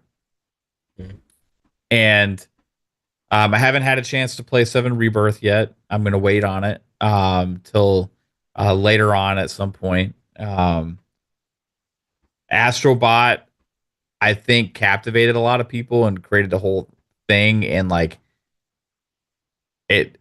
But Metaphor is also that's traditional JRPG brought into this amazing, like, go all out and make traditional but new and awesome, right? I remember, Um, wasn't I was arguing with you about this a while ago about Resident Evil, right? I don't remember what my stance was about remakes, about remakes. I think I was saying like that remakes couldn't be a game of the year contender, is what you said. that remakes And I was like, if it's a brand new if it's a remake where it's rebuilding the game completely, then I was like, then yes, it can, because it's a whole new game. And for the Resident Evil games, that they are like they're brand new games for the most part. And we had this conversation, I think, about 4. Yeah, it was Resident Evil 4, because that was yeah, like the Resident Evil remakes are just insane. Like they are entirely. I mean, they changed the controls, they changed the look. Like there's really expanded. Like the amount of effort and work they put into those games is like amazing. And I would say, no, I think my stance was like every game could be nominated for Game of the Year as long as it's good. yeah. So it was Pong we were arguing with. I think. Yeah, it was I like think we both remakes can't. agreed. Yeah, remakes can't be. Yeah, somebody was saying that remakes don't count. Maybe that was Psycho too. I don't remember, but I think it depends. Psycho. Like Last of Us Part 1 like wasn't really a full-on remake to me. They just changed the faces Mhm. and stuff, right? Kind of, and add a little bit of fidelity, but it's really still the same game, Yeah, right? But it's like exactly taking the same. something like Resident Evil 2, which is like way old, and bring it to something like what they do with Resident Evil 2 now, which looks mind-meltingly good, right? Or into 3 and 4 and all that stuff. Completely different monster there, right?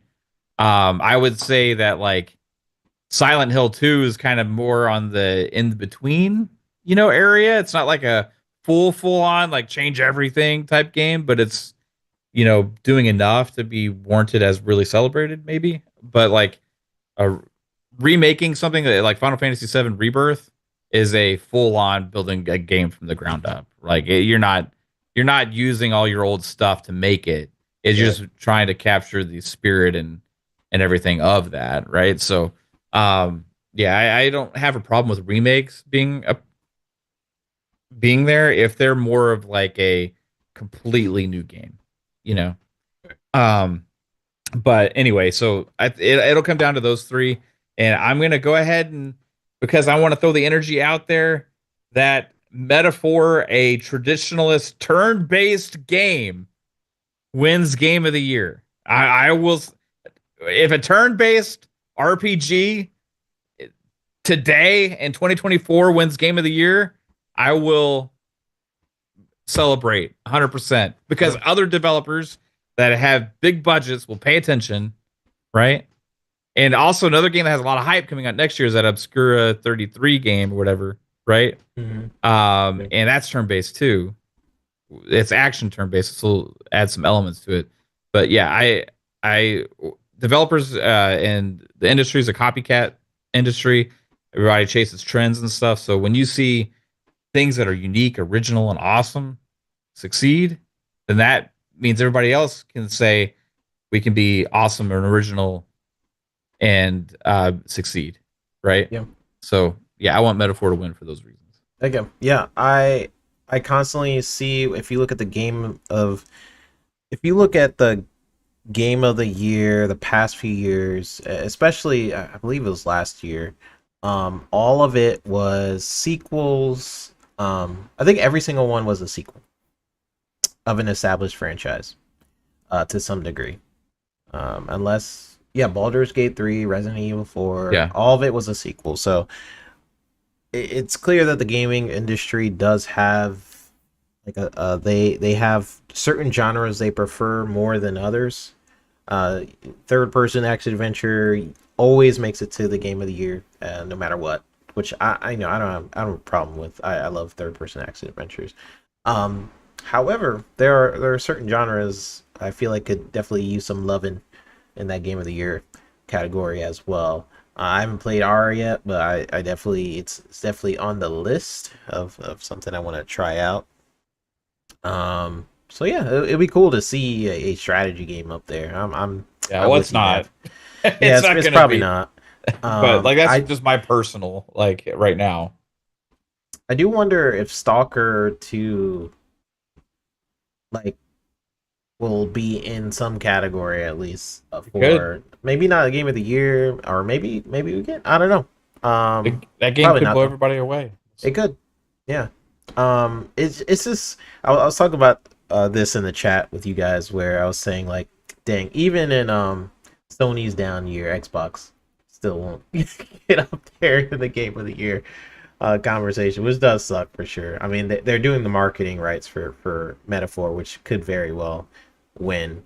But dang, even in Sony's down year, Xbox still maybe what they release next year?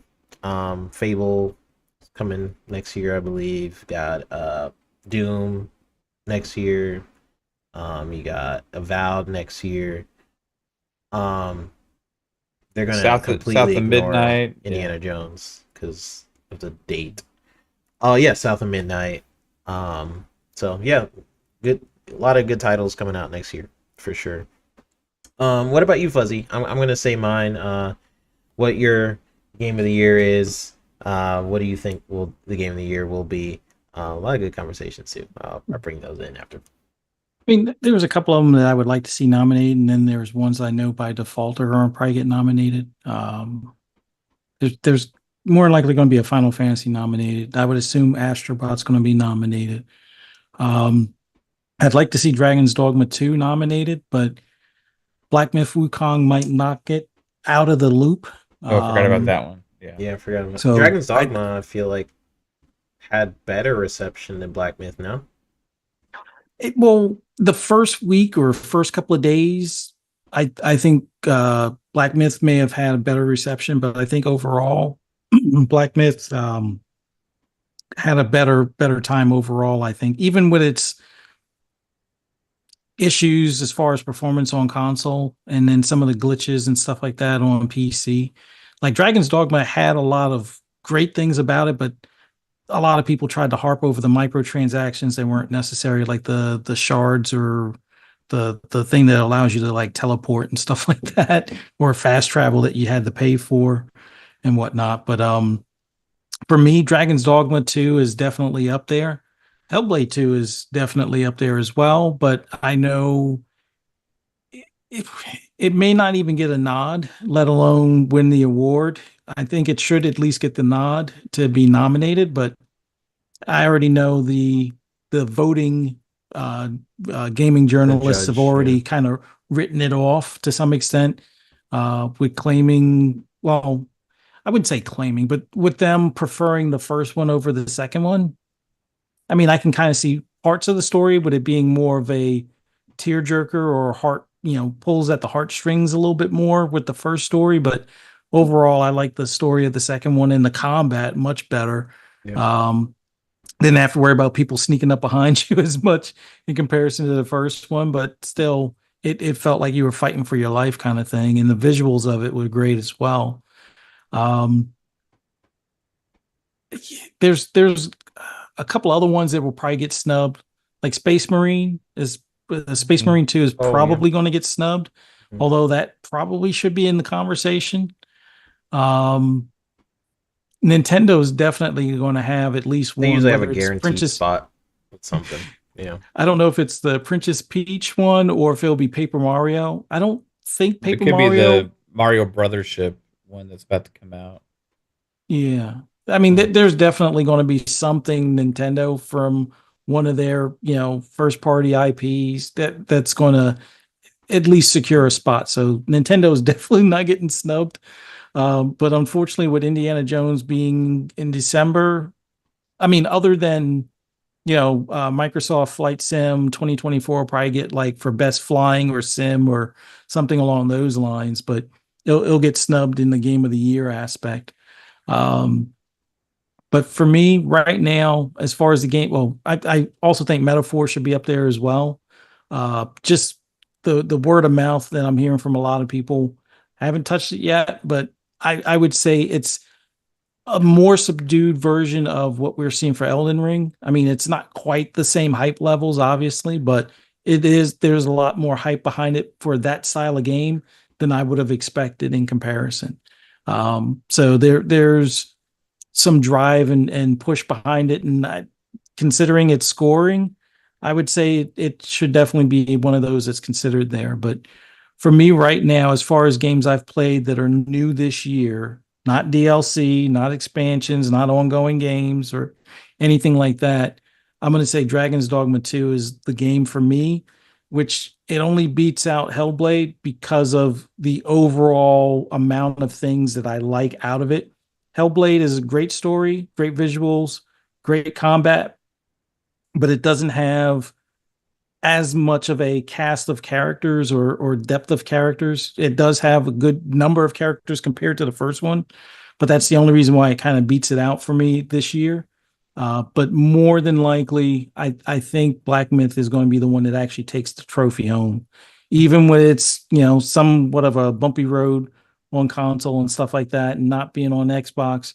I think it still takes the trophy, but there was a lot of good games this year. So Yeah. This year, I will never understand the people like, there's nothing to play, or like Xbox has no games, or play. Like either way, like there's games to play right now. Yeah. There's a lot of games to play. I'm actually overwhelmed about how many games I have to play, and that is before even Call of Duty or Indiana Jones and all these other games come out towards the end of the year.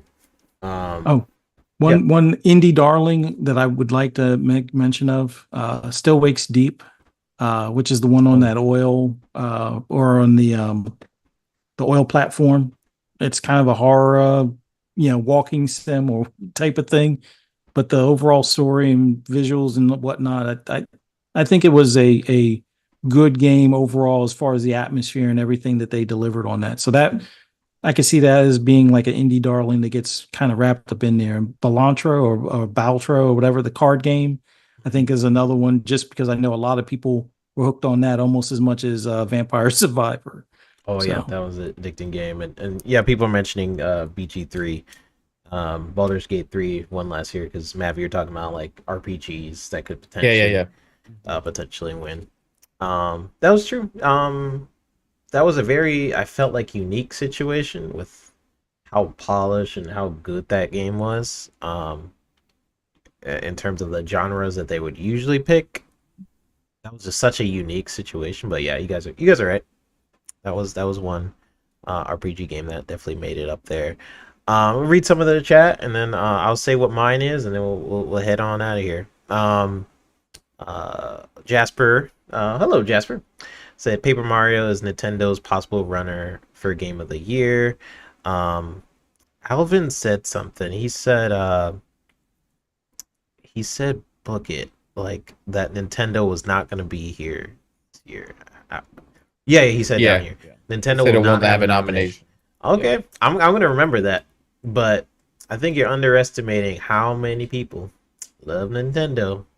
They love that tiled grass and that cartoony stuff. I don't know. It's gonna be. I feel like it's almost guaranteed they have like one spot, even if I feel like they don't deserve it. And yeah. So I think Paper Mario most likely will probably be that Nintendo spot. Um, we'll see. I think I'm with Jasper and saying Astrobot probably is gonna win. Um, the media has been talking about it quite a bit. Um, just funny because it doesn't have a lot of sales, but it definitely has a lot of conversations about it. So Astrobot to, um, yeah, I mean, I love the first one. I haven't played the second one. But I love how it felt with your controller and things like that. It's the only PlayStation game that really utilizes the features within that controller. So I feel like that's gonna take the spot for sure. Um, but it'll be close. I feel like it's gonna be really close between that and maybe Metaphor. Um, is what I think is possibly gonna win the game of the year. This is as of now. There's a couple games still coming out that could maybe jump in that spot. Um, but yeah, and we have Calorie saying nominees: Metaphor, Seven Rebirth, Astrobot, Silent Hill 2, Helldivers 2, Shadow of the Erdtree. Silent Hill 2 really surprised me. Um, I mean the early trailers and stuff, it looked bad. But that's one game that really surprised me. It looks like they took those words to heart. They were looking at our podcast and be like, no, you watch. I'm gonna prove you wrong. And it looks like they have. So that's really good, dope. I love when developers can turn that around. Poison Maniac says remakes shouldn't be eligible. The bones and foundation is already there. That is one thing I will disagree on. I feel like, just from a standpoint, if you're nominating something for Game of the Year, if it came out that year and it's good, it should be eligible. That's always been my mindset. Like, like if it's a remake, whatever, or remaster, yeah. But you can have some stipulations in there, like this is basically a reskin, sure. But I think all games that release, maybe that's just the way I look at it, but all games that release within 2024 should be eligible. That includes Indiana Jones, by the way. But But yeah, um, that's how I've always thought about it. Every game that releases this year should be eligible, because then you get into those conversations like, oh, Forza can't be game of the year, it's a racing game, you know. And I just find that's kind of productive, and be like that a racing game can't be game of the year, or this can't be game of the year because of this reason. I feel like all games should be eligible. Whether or not they make the spot is another story. um but if it's good, it's good. If it's so good that it deserves to be in that spot, game of the year, then sure. Um, but if there's other games that are worthy of kicking that game out because it's already been remade, and I understand that mentality as well. Alvin says if remakes are eligible, then big expansions that are fresh experiences should be like Liberty City, The Final Shape, Shadow the Entry. I mean, we seen what they did with like, continuous experience, or something like that. They Ongoing snuck. game. What was it? Ongoing game. Ongoing game. They put freaking Cyberpunk in there instead of like Sea of Thieves or a Halo, which are clearly ongoing games. But they'll find a way. But if that is still a category, well, we should see some nonsense going on. It happens every year. There's going to be some nonsense for the game of the year awards, for sure. So re-released The Last of Us this year, game of the year, got it. This is the Sony Awards. Um, it is what it is. So put Last of Us in there, sure. Why not? No, please don't. That was a joke. All right, guys, we're gonna end this show. I appreciate everybody for dropping on by. We're almost hitting it. Where is it? 2 hours and 48 minutes. So definitely a longer episode. Not our longest. I think our last show was actually longer than this. But definitely on the longer side. Appreciate everybody for dropping on in though, and stating what your guys' game of the year is. I'm definitely gonna rewatch the show and see what you guys recommended. I seen Umbra was jumping in and saying what his game of the year is and stuff. He jumped back in here for a little bit. So appreciate everybody for coming on by. Mav, please tell people where they can find you, and all the things you got going on, and get us on out of here. Fun Speculation, YouTube, Twitter, everywhere. Fun Speculation. And shows Monday, Thursday, and Friday. We have podcasts on all those days, and you can watch also streams and other rants and raves and whatever else we feel like doing. That's where you can find me. But thanks for having me, 3-Bit. This is awesome. Fuzzy, you rock, man. Fun show. Yep. Of course, man. You're always invited. Jump on in. I got to make a fourth slot for Umbra, apparently. His slot was not working. But yeah, appreciate you for jumping on, man. And man, I appreciate it. Fuzzy, where can people find you, and close us out, man? Oh, as always, great time being on here with you guys. Shout out to Umbra and Mav. Always love having you on, and his family. Just love hearing you and your thoughts on things. Thanks everybody in the chat. Greatly appreciate your time and checking us out. Don't forget, please hit the like button, subscribe if you haven't already. Greatly appreciate it. You can always find my rambles and rants on anything gaming related on the app formerly known as Twitter at fuzzy_Belvedere. And I'll put my links in the chat. Yeah. And it looks like Poison is on it, at least with Mav in there, so you guys could go follow Mav if you guys are in the community. You guys know we know each other for the most part. But that's where you could find Mav if you don't know. And yeah, thanks to everybody for watching. You guys could find me on Twitter at i3bit. Maybe we'll move the show to Wednesdays. I have to think about it. I have to ponder. If so, I have to change stuff. That's gonna be annoying. I have to change like the outro where it says every Sunday. I have to go in the file. It's just something I gotta think about. But we'll see. If you guys like the video or not, let us know in the comment section down below. Why? What did you disagree with? My opinions were perfect. Why don't what did you like? You didn't like it? And go see my rap, I guess. About cheese. If you guys like cheese, you should like this rap. So see you guys. Yeah. Go ahead, man. You were saying something. You want me to do it? No, I just said cheese wrap. I didn't. Oh, the cheese. I didn't know wrap. if you wanted me to actually cheese wrap after. Oh no. No. Maybe you'll be featuring in the remix. There you go. Yeah, there you go. All right, guys. See you guys on the next episode. Peace out.